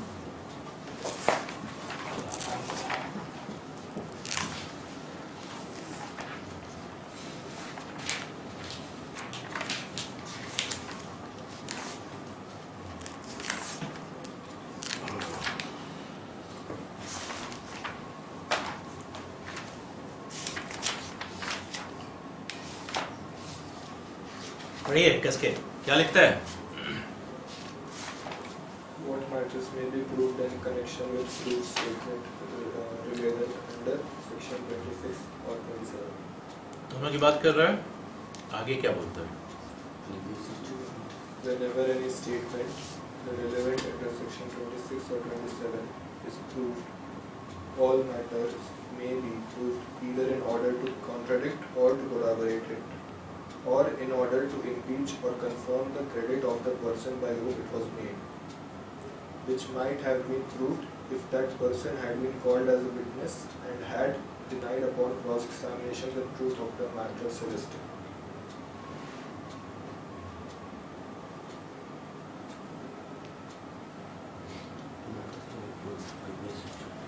Whenever any statement relevant under section 26 and 27 इन्हीं दोनों सेक्शंस की चर्चा कर रहे थे हम लोग। इज प्रूव्ड, ये सिर्फ इस बात के लिए नहीं कर रहा है कि आपने स्टेटमेंट ले लिया और से स्टेटमेंट को प्रूव करना हो। प्रूव करने का जो तरीका है, all matters may be proved either in order to contradict. कैसे प्रूव करेंगे? या तो कॉन्ट्राडिक्ट कीजिए और कोरोबरेट। कॉन्ट्राडिक्ट कैसे करेंगे? किस सेक्शन के तहत? Previous statement 168. हाँ? 157 Contradict? One? 148. 140. Corroborate 160. 160. Or in order to impeach or confirm the credit of the person by whom it was made. यानी कि और क्या करे sir which might have been proved if that person had been called as a witness. उसको उसी तरीके से जैसे कि अगर किसी व्यक्ति को विटनेस के तौर पे बुलाया गया होता and had denied upon cross examination the truth of the matter suggested. यानी कोर्ट में अगर आपने 26 के तहत कोई भी स्टेटमेंट ले लिया हो, 27 के तहत कोई भी स्टेटमेंट प्रूव कर दिया हो, उससे आपका काम अभी नहीं समाप्त हो रहा है। इसको एज ए सिंपल उसी स्टेटमेंट की तरह ट्रीट किया जाएगा जैसे किसी विटनेस को बुला के ट्रीट किया जाता है, और वो सभी तौर से या तो आप उसको कोऑपरेट कीजिए चाहे कॉन्ट्राडिक्ट कीजिए। अब जैसे क्रॉस है वो जैसे वो टाइम डिक्लेरेशन करने वाला व्यक्ति बच गया, अब क्या करेंगे? कॉन्ट्राडिक्ट क्या करेंगे? याद कीजिए पुराना क्लास, कॉन्ट्राडिक्ट करेंगे क्योंकि हमने क्या कहा स्टेटमेंट कैसा होगा, या तो ओरल होगा रिटन होगा, सेमी रिटन या रिटन होगा, और व्यक्ति जीवित बच गया है और उसने क्रॉस और उसने ओरल स्टेटमेंट दिया है। अब किस स्थिति में ये कोऑपरेट करेंगे या कॉन्ट्राडिक्ट करेंगे? कॉन्ट्राडिक्ट नहीं कर पाएंगे। कॉन्ट्राडिक्ट करने के लिए 148 का सहारा लेना पड़ेगा और उसमें स्टेटमेंट को रिटन होना चाहिए। यही बात हमने समझाया था। सिर्फ कोऑपरेट करेंगे, और कोऑपरेट का मतलब ये नहीं है, कोऑपरेट में भी कॉन्ट्राडिक्शन निकल सकता है, क्योंकि वो अगर अपनी बातों से कोई भिन्न बात कहेगा तो निश्चित रूप से कॉन्ट्राडिक्ट हो जाएगा। लेकिन अगर उसका रिटन है तो दोनों कर सकते हैं, कॉन्ट्राडिक्ट भी कर सकते हैं, कोऑपरेट भी कर सकते हैं। इस बारीकी को ध्यान से समझिएगा, क्योंकि 148 आपको कॉन्ट्राडिक्ट करवाता है, उसके लिए लेकिन रिटन में होना चाहिए। ठीक है, तो ये पूरा कंप्लीट सेट था एक आपका, जिसमें हमको 26, 27 और साथ साथ किस सेक्शन को पढ़ना था? 161।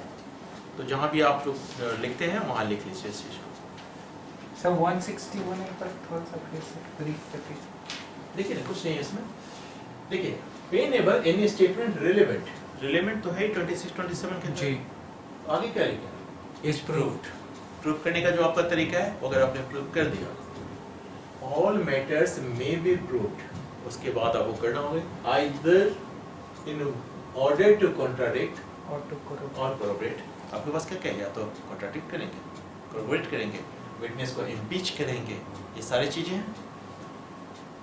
Confirm the credit of the person, किस वजह से? Confirm the credit of the person by whom it was made, जो भी जिस व्यक्ति ने भी कहा, not witness only। ये तो विटनेस नहीं था ना, ये तो टाइम डिक्लेरेशन कर रहा था। विटनेस के तौर पे तो बीसी आए थे, मतलब बीसीडी आए थे। तो जिस व्यक्ति की भी, जिसने भी कहा, उसके लिए which might have been proved if that person had been called as a witness, मतलब जिस तरीके से किसी विटनेस को बुला के आप करते हैं जो प्रक्रिया, वो सब। इसका मतलब सिंपल एक लाइन में इतना ही है कि हम 26 और 27 के तहत लिए गए स्टेटमेंट को कोई बहुत अधिक वैल्यू नहीं दे रहे हैं। ये तो हमने सिर्फ रिलेवेंसी के कंसर्न आपको बताई है, बाकी वो उसी स्टेज से गुजरेगा। सर तो सोल बेसिस जो हम लोग मान रहे थे, हाँ, उसका अभी नहीं समझे सोल बेसिस के आधार पे कैसे कर रहे थे कि अगर बी सी डी तीनों को आपने क्रॉस एग्जामिनेशन किया और तीनों सेम चीज बोले, चुप हो गया हाँ। कि वो सत्य बोल रहा था। अगर बी सी डी अलग अलग बात बोलने लगे तो सत्य तक आप नहीं पहुंच पाएगा, क्योंकि यही तीनों हैं जिन्होंने सुना है। तो वैसे स्थिति में हम इसके आधार पे नहीं करेंगे। इसलिए हमने कहा कि इसको सिंपल इतना हम इसका प्रोबेटिव फोर्स नहीं बढ़ा देंगे कि सिर्फ इसके सोल विटनेस पे हम उसको कन्विक्ट कर देंगे। आपके पास 161 अभी भी है, आप उसका सहारा लेंगे और इसके जितने भी चीज़ें या तो कोऑपरेट कीजिए, कॉन्ट्राडिक्ट कीजिए, और चाहे इसके इम्पीच कीजिए। न्यायालय को सिर्फ ये जानना है कि स्टेटमेंट सही है, ट्रुथ है या नहीं। सर मान लीजिए वहाँ पे प्रूव्ड हो गया हाँ। या डैंग डिक्लेरेशन में, तो उसके पास जो एक्यूज्ड है उसके पास ये राइट्स है कि इसके अंदर आके करेगा। कम से कम उसका राइट किसके पास होता है? Opposite party. ऑपोजिट पार्टी कौन है? कोई भी हो सकता नहीं, जिसके विपक्ष में स्टेटमेंट गया है वही अपोजिट पार्टी है, तो उसी के पास राइट रहता है। सिर्फ राइट नहीं, opportunity. Right and opportunity. Okay. समझ रहे हैं? यस। ठीक है, आइए। Okay sir. है। फिर विक्टिम भी तो खुद विटनेस होता है। हाँ, क्या सर? तो वहाँ पे जो लिखा है कंफर्म इधर वो from the create of the person, तो सर Person? हाँ person, Had been called as a witness. उसको पर्सन, बताइए। हाँ person, credit of the person. हाँ, confirm the impeach or confirm the credit of the person by whom it was made. Sir मैं कह रहा हूँ कि जो विक्टिम है वो भी तो विटनेस है खुद। अब न है, है? अब न है। जब वो जीवित बच गया तब न है। तो विटनेस है। तो जब विटनेस है तो उसको क्या करेंगे? तो इसमें तो तो विटनेस है। तो अब तो उसको खुद बुलाए, अब तो उसको खुद आना होगा ना। अब ये BCD की का जरूरत है क्या? नहीं जी, अब तो ये बच गया, जी जी। बच गया तो डायरेक्शन में आएगा ही नहीं अभी। वो तो कंफर्म बात है। तो अब तो ये खुद आएगा, और खुद आएगा तो जो उस वक्त आप स्टेटमेंट दिए थे, अब इस स्टेटमेंट में अगर गड़बड़ी निकल गई तब हम क्या करें आपका? क्योंकि आप तो खुद ही स्टेटमेंट दिए थे ना। हाँ, उसकी बात है, हमने पर्सन में विटनेस ये भी आएंगे वो भी। जो भी विटनेस हैं उनके क्रेडिट इस क्या कर रहा है? Confirm the credit of the person by whom it was made. By whom it was made, ये भी मेट कर रहा है, ये भी मेट कर रहा है, इन सभी के क्रेडिट की बात कर रहा है। ठीक है? जी सर जी।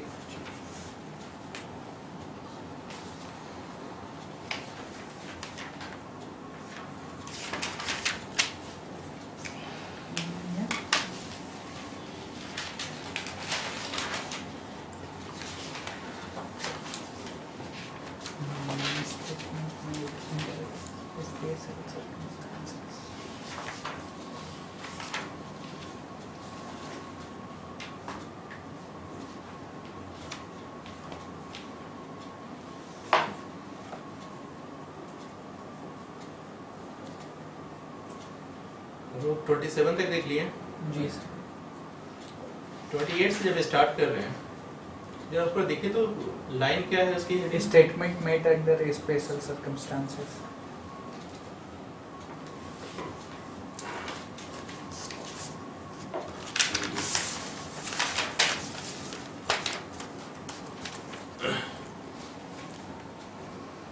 ट्वेंटी 26 के पहले का स्टेटमेंट क्या था?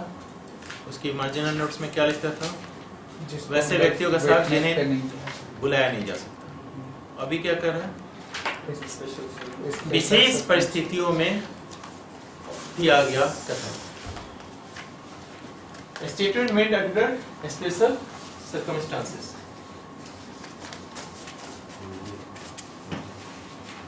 और इसकी चर्चा कहां से कहां तक है? 28 to 32। Yes sir.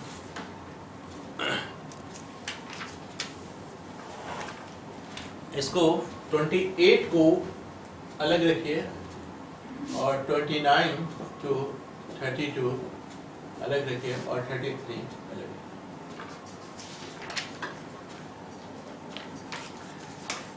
33 तो इसमें है ही। 33 भी जरूरी है, उसके बाद जजमेंट की रिलेवेंसी आती है 34 से।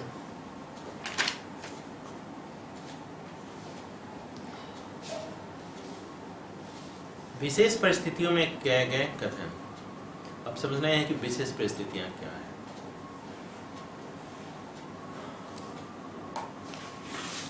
फिर से रिकॉल कीजिए, इससे पहले हम लोग किस चीज़ की चर्चा कर रहे थे?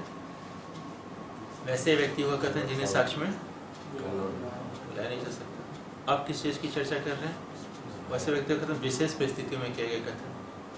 उससे पहला क्या कहता है? देखिए, entries in the book of account including those maintained in an electronic form regularly kept in the course of business are relevant. ये सब शब्द कहीं सुना हुआ लग रहा है क्या? Yes sir. कॉन्ट्रैक्ट नहीं सर। जी नहीं sir. 26 B. Very good. 26B. Whenever they refer to a matter into which the court has to inquire, but such a statement shall not alone be sufficient evidence to charge any person with liability. क्या हो रहा है कि book of account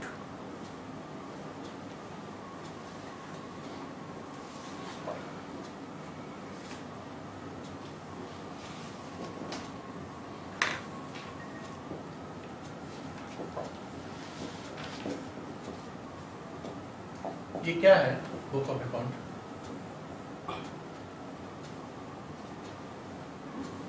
sir इसमें हम लोग, जहाँ हमको मालूम है, इसमें हम लोग एसेट्स एंड लायबिलिटीज क्रेडिट जो होता है बैलेंसिंग बनाते हैं, वही है। ये कहाँ लागू होगा? विशेष परिस्थिति में किया गया कथन है ना। अब पढ़िए फिर से। Entries in the book of account. Entries कहाँ हो रही है? बुक ऑफ अकाउंट में। सब बुक ऑफ अकाउंट में एंट्रीज हो रही है। क्या एंट्री होगी बुक ऑफ अकाउंट में? सर ने बताया आपका डेबिट, आपका क्रेडिट, आपका बैलेंस, ये सब। बट बुक ऑफ अकाउंट कहेंगे किसको? रेगुलर बेसिस पे जो नॉट अ सिंगल डे। आपके बैंक का पासबुक बुक ऑफ अकाउंट है,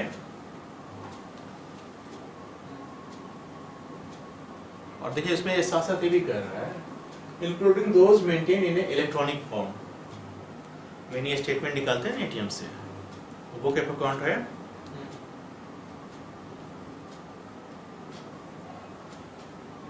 हम लोग अब जो पढ़ने जा रहे हैं या समझने जा रहे हैं वो किस चीज़ के कंसर्निंग है? विशेष परिस्थितियों में किए गए कथन। विशेष परिस्थिति क्या है कि ये कथन कहाँ एंट्री हो रही है? बुक ऑफ अकाउंट में। Entries in book of account. दूसरा कंडीशन क्या है? पहला तो ये, दूसरा regularly kept in the course of business. Day to day transaction. Day to day transaction का मतलब क्या? घंटे घंटे का ट्रांजेक्शन, मिनट मिनट का ट्रांजेक्शन, सेकंड सेकंड का ट्रांजेक्शन। अच्छा, बैंक से आप जितनी बार भी पैसा निकाले एक दिन में, आपको कुछ थोड़ी करना पड़ता है, वो तो खुद ब खुद एंट्री होती रहती है उसकी। मिनी स्टेटमेंट निकाल के आप क्या देखते हैं कितना बचा है? कि हाँ, नहीं, वो तो आप देखते हैं कितना बचा है। बट अगर आपको डाउट हुआ कि आपका पैसा कहाँ से चला गया, तो उसके लिए तो टोटल हम तो आज तक उसके नहीं देखे, हम देखे बस कितना बचा हुआ है, इसीलिए देखते हैं। नहीं ठीक है, वो जरूरी है, क्योंकि अगर आपने वापस एटीएम में डाला और पता चला कि बैलेंस ही नहीं है, तो उससे बेहतर है कि पहले जान लीजिए कि कितना बचा हुआ है। यहाँ तक तो क्लियर है। हमें क्या समझते हैं कि बुक ऑफ अकाउंट क्या है? पासबुक बुक ऑफ अकाउंट है। अब 3 बार पूछ दिए, मतलब नहीं होगा। आपसे क्वेश्चन पूछे जाएंगे इसी तरह से ना, आपके दिमाग में बैठ जाना चाहिए ना कि क्या है क्या नहीं है। हुंडी। देखिए, पहले बुक्स ऑफ अकाउंट के लिए जरूरी है कि वो एक पुस्तक के रूप में हो, बाउंड हो, मतलब उसमें स्टेपल लगा हो या नथी किया हो, किसी तरीके से वो पुस्तक के फॉर्म में हो। इसका मतलब ये हुआ कि अगर आप डिफरेंट पेजेस पे अकाउंट लिख रखा है आपने और पेज अलग अलग है, then that will not be treated as book of account. क्योंकि बुक का मतलब क्या होता है? आपके पास बुक है, वो किस रूप में दिखता है? पेज के रूप में दिखता है या बाइंडिंग के रूप में दिखता है? इसलिए उस अकाउंट की बाइंडिंग जहाँ है वो बुक ऑफ अकाउंट है। जी, इलेक्ट्रॉनिक में वो ऑटोमेटिक होता है, उसको बाइंड करने की जरूरत नहीं है। हम उसकी बात कर रहे हैं जहाँ ये मैनुअल है, जहाँ ये पेज के फॉर्म में है, क्योंकि वहाँ तो आपको कुछ करने की जरूरत ही नहीं है। अगर आप एंट्री करते हैं तो कंप्यूटर के माध्यम से करते हैं। अच्छा, ये बताइए कि इसको रेलेवेंट हम क्यों बना रहे हैं? बिजनेस हम ना क्योंकि बिजनेस में आप जो भी दिन रात का काम करते हैं वो एंट्री करते हैं, और इस एंट्री के दरमियान आप ही एक होल सोल नहीं है, इस अकाउंट को चेक किया जाता है डिफरेंट चैनल्स के माध्यम से। तो इसका मतलब है कि हमें प्रिजम्पशन करके मान के बैठते हैं कि यहाँ सत्य एंट्री हुई होगी, क्योंकि अगर गलत एंट्री हुई होती तो चेकिंग के दौरान ये पकड़ा गया रहता। ये प्रिजम्पशन है, इसलिए हम इसको रेलेवेंट मानते हैं कि बुक ऑफ अकाउंट में जो एंट्री है और वो कैसा regularly kept in the course of business, मतलब उसको एक कोर्स ऑफ बिजनेस के तरीके से रेगुलरली रखा हुआ है। ये नहीं कि 10 दिन बाद आए कुछ एंट्री कर दिए, फिर 10 दिन बाद आए 5 दिन पहले का एंट्री कर दिए, नहीं, रेगुलरली एंट्री जहाँ हो रही है उसकी। यानी अगर डायरी में अगर कोई चीज़ आप एंट्री करते हैं अपनी याददाश्त के लिए, तो क्या ये सेक्शन 28 को अटैक करता है? नो सर, नहीं करेगा, क्योंकि बुक ऑफ अकाउंट में एंट्री नहीं है। बुक ऑफ अकाउंट का मतलब है कि जहां आप रेगुलर कोर्स, देखिए इसको इस चीज को पढ़िए, course of business, regularly kept in the course of business. आपने मुझे कल 10 रुपया दिया, आपने लिख लिया डायरी में, ये किस बात का साक्ष्य है कि मैंने आपसे 10 रुपया लिया? यही है ना। आप अपने मन से लिख लीजिए कि हमने 2 लाख रुपया दिया बाबूजी को, आप कहिए कि ये तो रेलेवेंट है, पिताजी निकालिए 2 लाख रुपया। हर सर अब एक बात बताइए, अब आप समझ रहे हैं मैं क्या करना चाह रहा हूँ? अब इसके इलस्ट्रेशन को देखिए और मामला क्लियर हो जाएगा। A sues B for 1000 rupees, 1000 रुपए के लिए B पे सू करता है, and sues entry in his account book showing B to be indebted to him to his amount।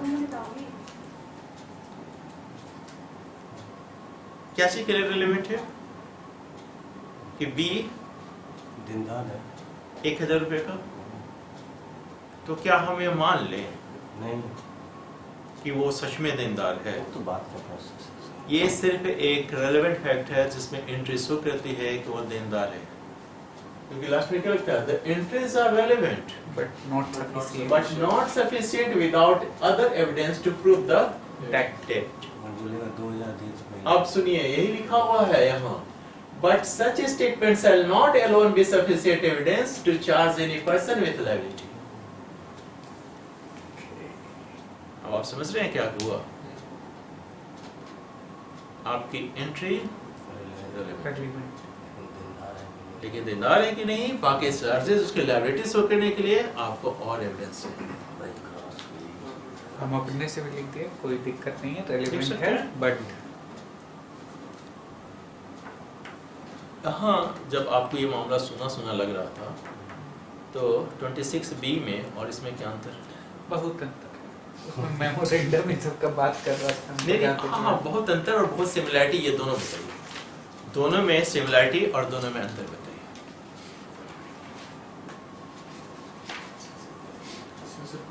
Particular है उसमें, बट पर्टिकुलर के कसम हमने क्या कहा था कि स्टेटमेंट दोनों तरह का हो सकता है, या तो आपको ऑरल स्टेटमेंट भी हो सकता है, रिटन भी हो सकता है। तो पर्टिकुलर लिख के उसने कहा कि रिटन में जो मामला है हम उसकी बात कर रहे हैं। वो अकाउंट में ऑरल स्टेटमेंट की बात हो रही है क्या? यहाँ भी रिटन की बात हो रही है, तो सिमिलरिटी तो एक आ गई। सर रिटन और sign by him receipt of money. हाँ, तो ये सब तो बैंक अकाउंट इसमें भी होता है ना।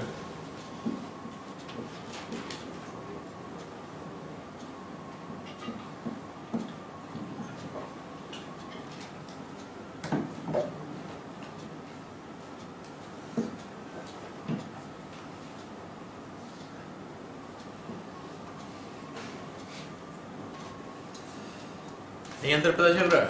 एक मिनट, इसलिए हमने कहा कि हेडिंग को ध्यान से पढ़ा कीजिए। सर वहाँ स्टेटमेंट हाँ? पर्सन अवेलेबल नहीं है। यस, यहाँ पर्सन जीवित है, क्योंकि हम लोग जब 26 और 27 पढ़ रहे थे वो किसके कंसर्निंग पढ़ रहे थे? उस व्यक्ति को जिसको विटनेस के तौर पे हम बुला नहीं सकते, यानी एंट्री करने वाला व्यक्ति अब नहीं है, साक्ष्य के रूप में अब नहीं आ सकता। यहाँ क्या है? आ आ सकता है। ओके और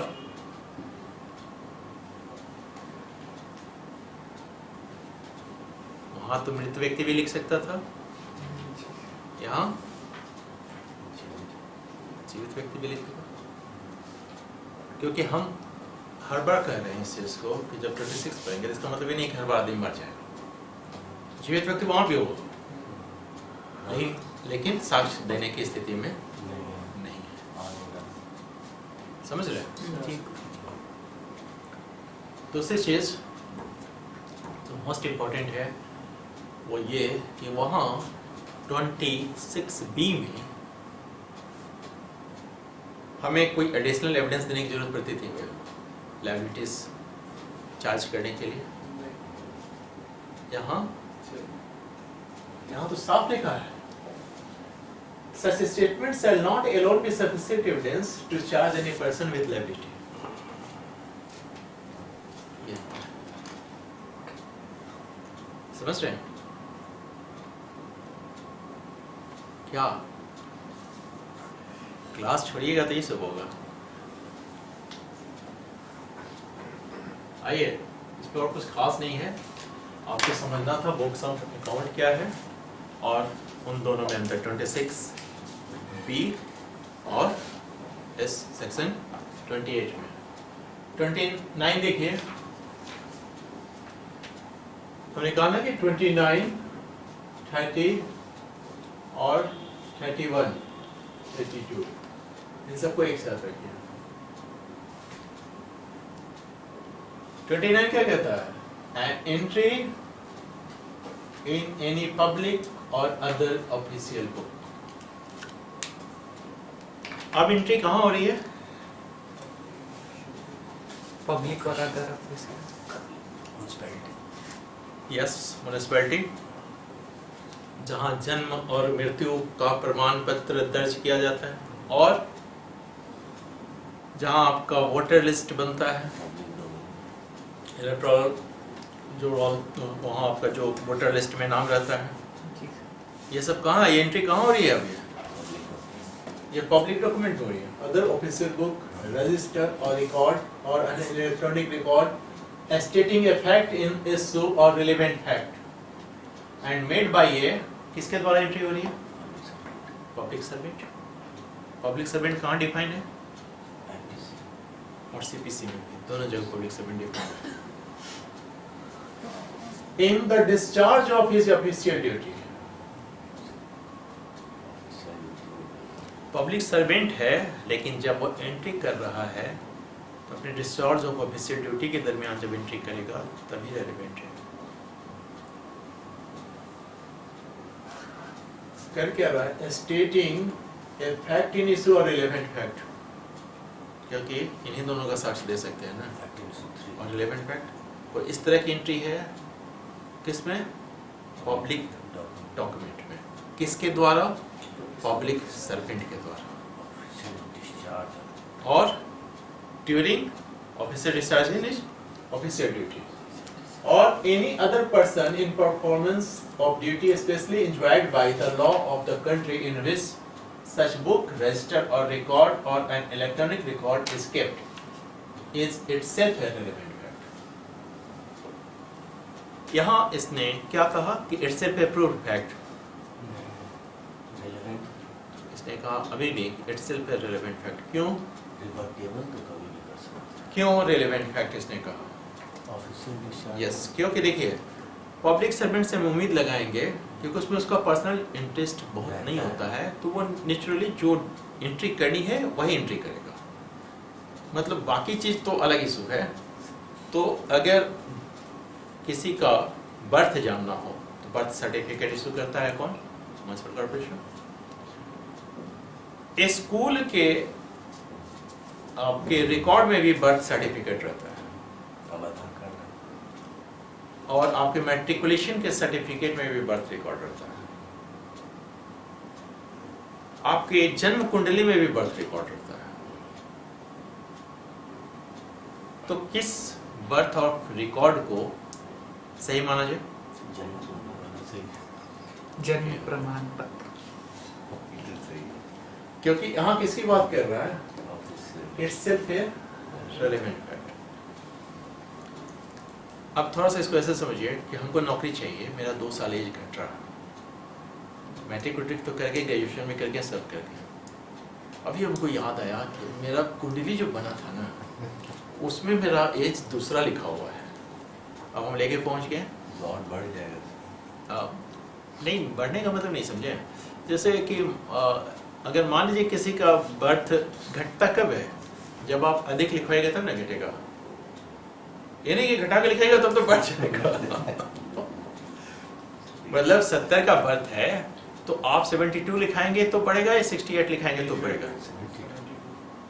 72 लिखाएंगे तो 2 साल घट जाएगा, आपको बेनिफिट मिल जाएगी, क्योंकि 2 साल बाद आप दुनिया में आए हैं। ये है।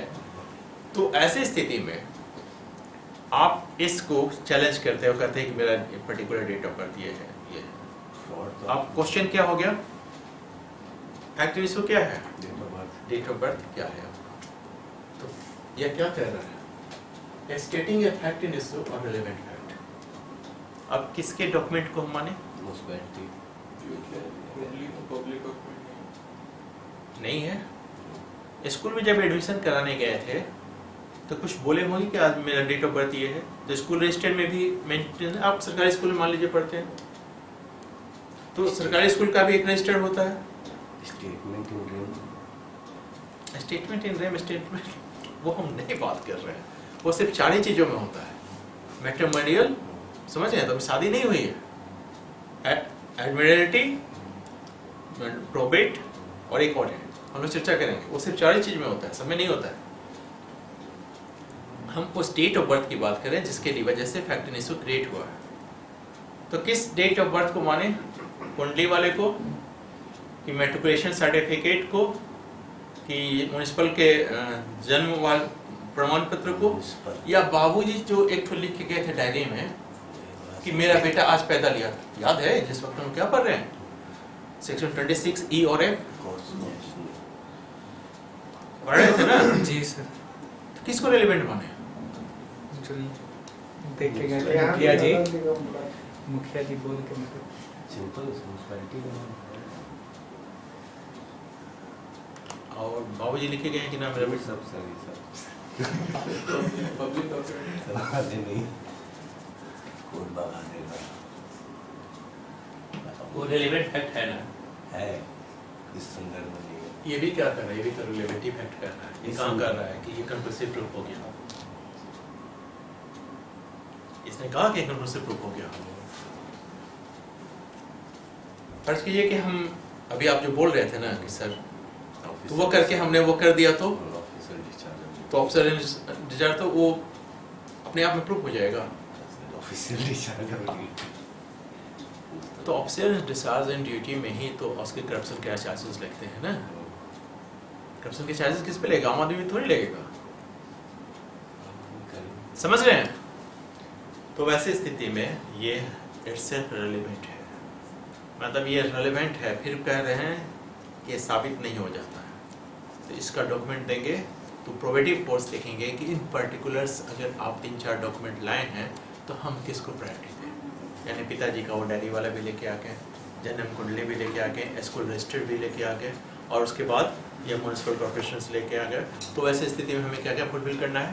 पहला ये कि ऑफिशियल जो भी पब्लिक डॉक्यूमेंट है उसमें लिखा हो, पब्लिक सर्वेंट या पब्लिक ऑफिसर के द्वारा लिखा गया हो, और official discharge in his duty के कंसर्निंग वो चीज़ें हैं। तो ऐसे स्थिति में प्रायोरिटी देंगे इसको। ठीक है, ओके। क्योंकि मैट्रिक का जब रिजल्ट निकलता है तो उसके बाद एक सर्टिफिकेट इशू होती है, और सारा आपके जितने भी सब्सिक्वेंट ट्रांजैक्शन है सब में एज उसी को मानता है। एडमिट कार्ड नहीं, एडमिट कार्ड को नहीं मानता है। कि आप 2-3 साल फेल करते रहे, अपना नंबर बदलवाते रहे तो वो अलग इशू है। कि एडमिट कार्ड नहीं मिलता, जब आपको सर्टिफिकेट मिलती है तो उसको पासिंग से तो जो भी है आपके पास उसके अकॉर्डिंगली, लेकिन उस पर भी चेंजेस होते हैं, हम आपको बता दें। वो तो सर इंडिया है कुछ नहीं, इंडिया नहीं, प्रोविजन के साथ इंडिया है तो कुछ नहीं, तो फिर कहेंगे कि बिहार है सर, यहाँ तो सब बाहर है। नीतीश कुमार अच्छा आइए, हो गया। अब आइए 30 पे देखिए, ये 29 का ही एक्सटेंशन है सर। ये भी पब्लिक डॉक्यूमेंट की बात करता है, लेकिन सिर्फ 3 मैटर में बात करता है। और वो क्या कहता है? मैप हो, चार्ट हो और stated fact in relevant fact made in published map, chart और प्लान्स। और ये कैसा है? हमने अपने घर में एक इंडिया का मैप बनाया और पाकिस्तान को भी शामिल कर लिया, चीन को भी शामिल कर लिया, कहते हैं कि इंडिया का मैप। अखंड भारत तो ये मान्य है, ये पब्लिक डॉक्यूमेंट। देखिए किसके द्वारा पब्लिश होना चाहिए, पहले समझ लीजिए। Statement of fact in issue relevant fact made in under the published authority of map, central government chart generally offered for public sale. Public sale मतलब हम बना के बेचने लगे, प्रिंट करने लगे तो भी तो सजा हो जाएगा। वो तो बात की चीज है, इसके अकॉर्डिंग ये बात कीजिए। और इन मैप और plan made under the authority of central government और any state government, as the matter usually represented or stated in such map, chart or plan and themselves relevant fact. Condition समझ रहे हैं? या तो स्टेट गवर्नमेंट या central government इनके द्वारा बनाया गया हो, पब्लिश किया गया हो, उनके और ये द्वारा अथॉरिटी मतलब अथॉरिटी का मतलब है। और जुडिशियल नोटिस भी होता है। जुडिशियल नोटिस अगर जो लगता है वो तो जुडिशियल नोटिस में अभी हम लोग चर्चा करेंगे थोड़ी देर में। 52 निकाल के बैठिएगा, फिर बताएंगे। आज के लिए उसके बाद समाप्त 29 तक पहुंच जाने दीजिए, उसके बाद जजमेंट पे आ जाएंगे नेक्स्ट क्लास से। चलिए यहाँ तक समझ गए? जी सर जी सर सच में? हाँ सर ठीक है, अति उत्तम। 31 पे आइए। कोर्ट को क्या ओपिनियन फॉर्म करनी है? ट्रू है। Existence of any fact of a public nature, any statement of it made in recital content in any central act, a state act, or in a central government or state government notification, appearing in the respective official gazette or in any printed paper or in electronic or digital form, purporting to be such gazette is a relevant fact.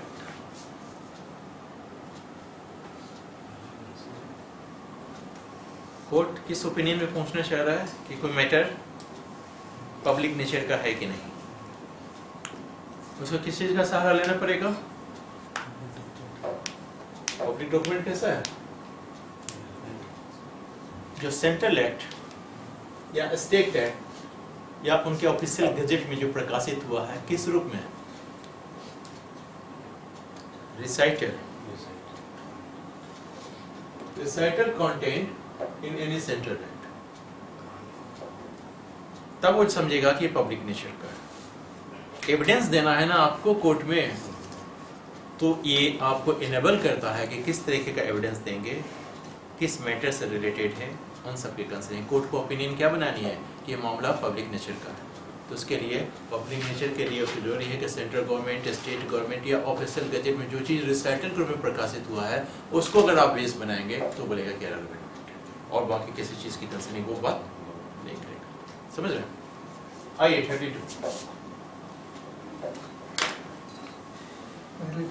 statement is any law contained in law. When the court has to form an opinion as to a law of any country, court को law के बारे में opinion बनाना है कि senior citizen act लागू होता है कि नहीं।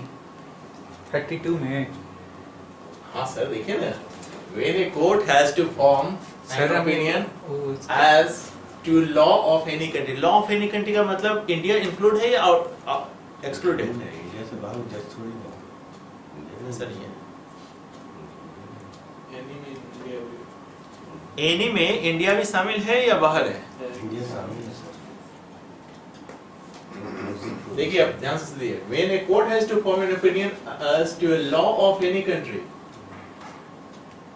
any statement of such law contained in the book purporting to be printed or published, including in electronic or digital form, under the authority of government of such country, and to contain any such law and any report of a ruling of the courts of such country contained in a book including in electronic or digital form purporting to be report of such ruling is irrelevant. बात को समझ रहे हैं? No sir. यहाँ का law sir ने कहा कि जुडिशियल नोटिस लेनी होगी आपको। सेक्शन 52 दिखाइए, देखिए वहाँ कहता है कि जुडिशियल नोटिस किन चीज़ों की लेनी है। एक लंबी चौड़ी लिस्ट है, एक एग्जॉस्टिव नहीं है, उसके आगे भी जुड़ सकती है। उसका फर्स्ट ही पढ़िए क्या लिखा हुआ है। All law enforced in the territory of India, including laws having judicial notice का क्या मतलब होता है? इस पे विवाद नहीं करना है तो है। नहीं, ऐसा बात नहीं है, विवाद नहीं करना है। लॉ है तो विवाद करना है। जुडिशियल नोटिस का ये मतलब होता है कि ये हम प्रेजम्पशन करके चलते हैं कि जज साहब को ये लॉ की जानकारी हमें नहीं बताना है। किसी पॉइंट से तो शुरू करना है। हाँ, उसके लिए बुक आप देंगे, लेकिन प्रिजम्पशन नहीं है कि जज साहब को इसलिए कहा कि इन सब चीज़ों की जुडिशियल नोटिस लेनी है। इसलिए उसने क्या कहा कि जितने भी law in force of India है उन सबको जुडिशियल नोटिस लेनी है कोर्ट को। सीनियर सिटीजन एक्ट है तो उसकी भी जुडिशियल नोटिस लेनी है कोर्ट को। बुक दिखाइए, ये एक अलग सपोर्टिंग मैटर है। तो जुडिशियल नोटिस जब लेनी है तो कोर्ट के ऊपर बाइंडिंग है, क्यों उसको जानकारी है। यहाँ ये क्या कह रहा है, अब आप उसको कोर्ट को दिखाएगा कि एनी कंट्री, ये जरूरी नहीं है कि आप सिर्फ अपने इंडिया के, क्योंकि इंडिया के कंसर्न है तो उसको जुडिशियल नोटिस लेनी ही लेनी है, वहाँ उसको नहीं शो करना है। यहाँ कहता है कि अगर कोई फॉरेन का लॉ है, अब बोलिएगा फॉरेन लॉ हम क्यों अप्लाई करें?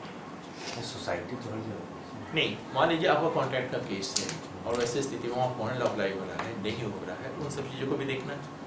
दूसरी चीज़, आपके एम्बेसीज हैं, एम्बेसीज में फॉरेन लॉ अप्लाई होते हैं, उसके मामले तो एम्बेसी एक्सक्लूसिवली सुनेंगे, वो आपको नहीं जानना है। तो वैसी स्थिति में कर रहा है कि जब उसको ओपिनियन बनानी है, when the court has to form an opinion as the law of any country, तो जो वहाँ के गवर्नमेंट के द्वारा ऑथराइज्ड है कंट्री और वो किसी बुक में छपा हुआ है, उसके माध्यम से वो अपना ओपिनियन बनाएगा। सिंपल सी बात है, वहाँ के लॉ को आप उसको दिखाइए और उसके अकॉर्डिंगली वो ओपिनियन बनाएगा। दिक्कत तो ये है ना कि यहाँ के लॉ को भी दिखाना पड़ता है कि देखिए, तो भी ओपिनियन नहीं बन पाता है। कारण क्या है? बहुत सारे कारण हैं। चलिए अब लास्ट एक जो बच जाता है, अब सोचिए ऐसे कि हमने कोई चीज रिकॉर्ड कर रखी है, हम अभी 2 घंटे का लेक्चर दिए, थोड़ी देर के लिए मानिए, और उसमें से एक कोई डिस्प्यूटेड पॉइंट है कि जज साहब पागल है, मान लीजिए इस तरह की कोई पॉइंट है, तो जज साहब पागल है कि स्टेटमेंट को शो करने के लिए हम 2 घंटे का लेक्चर दिखाएं कि जज साहब पागल है, सिर्फ इतना काट के दिखाएं। पूरा 2 घंटे एक बुक है जिसमें लिखा हुआ है कि सेक्शन 23 के तहत एविक्शन का आदेश दिया जा सकता है, उसके लिए हम पूरा बुक दिखाएं कि 23 सिर्फ दिखाएं? लॉजिकल क्या कहता है आपका? एक लेटर है जो लगातार एक सीरीज में है, तो हम उस सारे लेटर को दिखाएं या जो कंसर्न लेटर है उसको दिखाएं? हमने बहुत कुछ आपकी बातों को रिकॉर्ड कर रखा है और उस रिकॉर्ड में हमको सिर्फ ये चीज दिखाना है कि आपने मुझे गाली दी थी, तो 4-5 घंटे का पहले रिकॉर्डिंग सुनाएं या उस पर्सन को दिखाएं कि जहां आपने मुझे गाली दी थी? क्या करें? सिर्फ उसी पोर्शन को देखा? ये आपका क्या कॉमन सेंस कहता है? इसी कॉमन सेंस को उठा के 33 कर दिया। How much of a statement is to be proved? अब देखिए क्या लिखता है, when any statement of such evidence is given form part of a longer statement, एक बहुत लंबी स्टेटमेंट है, or ऑफ ए कन्वर्शन, कोई बहुत लंबा वार्तालाप है, part of a isolated document और is content in a document which form part of book और is content in part of electronic record और a connected series of letters और papers, evidence shall be given of so much and no more of the statement, conversation, document, electronic record, book, series of letters, paper, as the court considered necessary in the particular case to the fulfill, understanding the nature and effect of the statement and the circumstances under which it was made. मतलब उतना ही portion दिखाना है जो उसके क्या साबित कर सके, जो nature and effect of the statement और दूसरा सर्कमस्टांसेस, ये तीन चीज से अगर उससे निकल आती है तो बस हमें उतना ही दिखाना है। क्या तीन चीज चाहिए? नेचर एंड सर्कमस्टांसेस और नेचर एंड इफेक्ट और किस सर्कमस्टांसेस में कथन किया गया, बस ये चीज सिर्फ आ जाए तो बहुत सारी लंबी चीजों को दिखाने और सुनाने की कोर्ट को जरूरत नहीं है, क्योंकि कोर्ट का समय जी हाँ कोर्ट ही डिसाइड करेगा, बिल्कुल कोर्ट ही डिसाइड करेगा। लेकिन तब ये है कि अब आप लेके बैठ जाइए कि सुनिए ना 5 घंटा बीच में आएगा वो गाली कब देगा, तो कोर्ट बोलेगा काम करो, तो गाली देना तो वहां पहुंच कर देना, हम आते हैं जरा सा, तो वो तो चला जाएगा, आप भी चले जाइएगा, लेकिन जो कोर्ट का कीमती समय जहां बाकी लोगों को जस्टिस मिली थी वो सब प्रभावित होगा। इसलिए उसने एक प्रोविजन डाल रखा है तो ऐसे में सिर्फ उतना ही पार्ट डालिए जितना से कोर्ट को क्या उसका इफेक्ट, नेचर इफेक्ट और सर्कमस्टांसेस पता चल जाएगा, और इतना है तो ये होगा। ठीक है, नेक्स्ट क्लास में हम लोग judgements of court when relevant.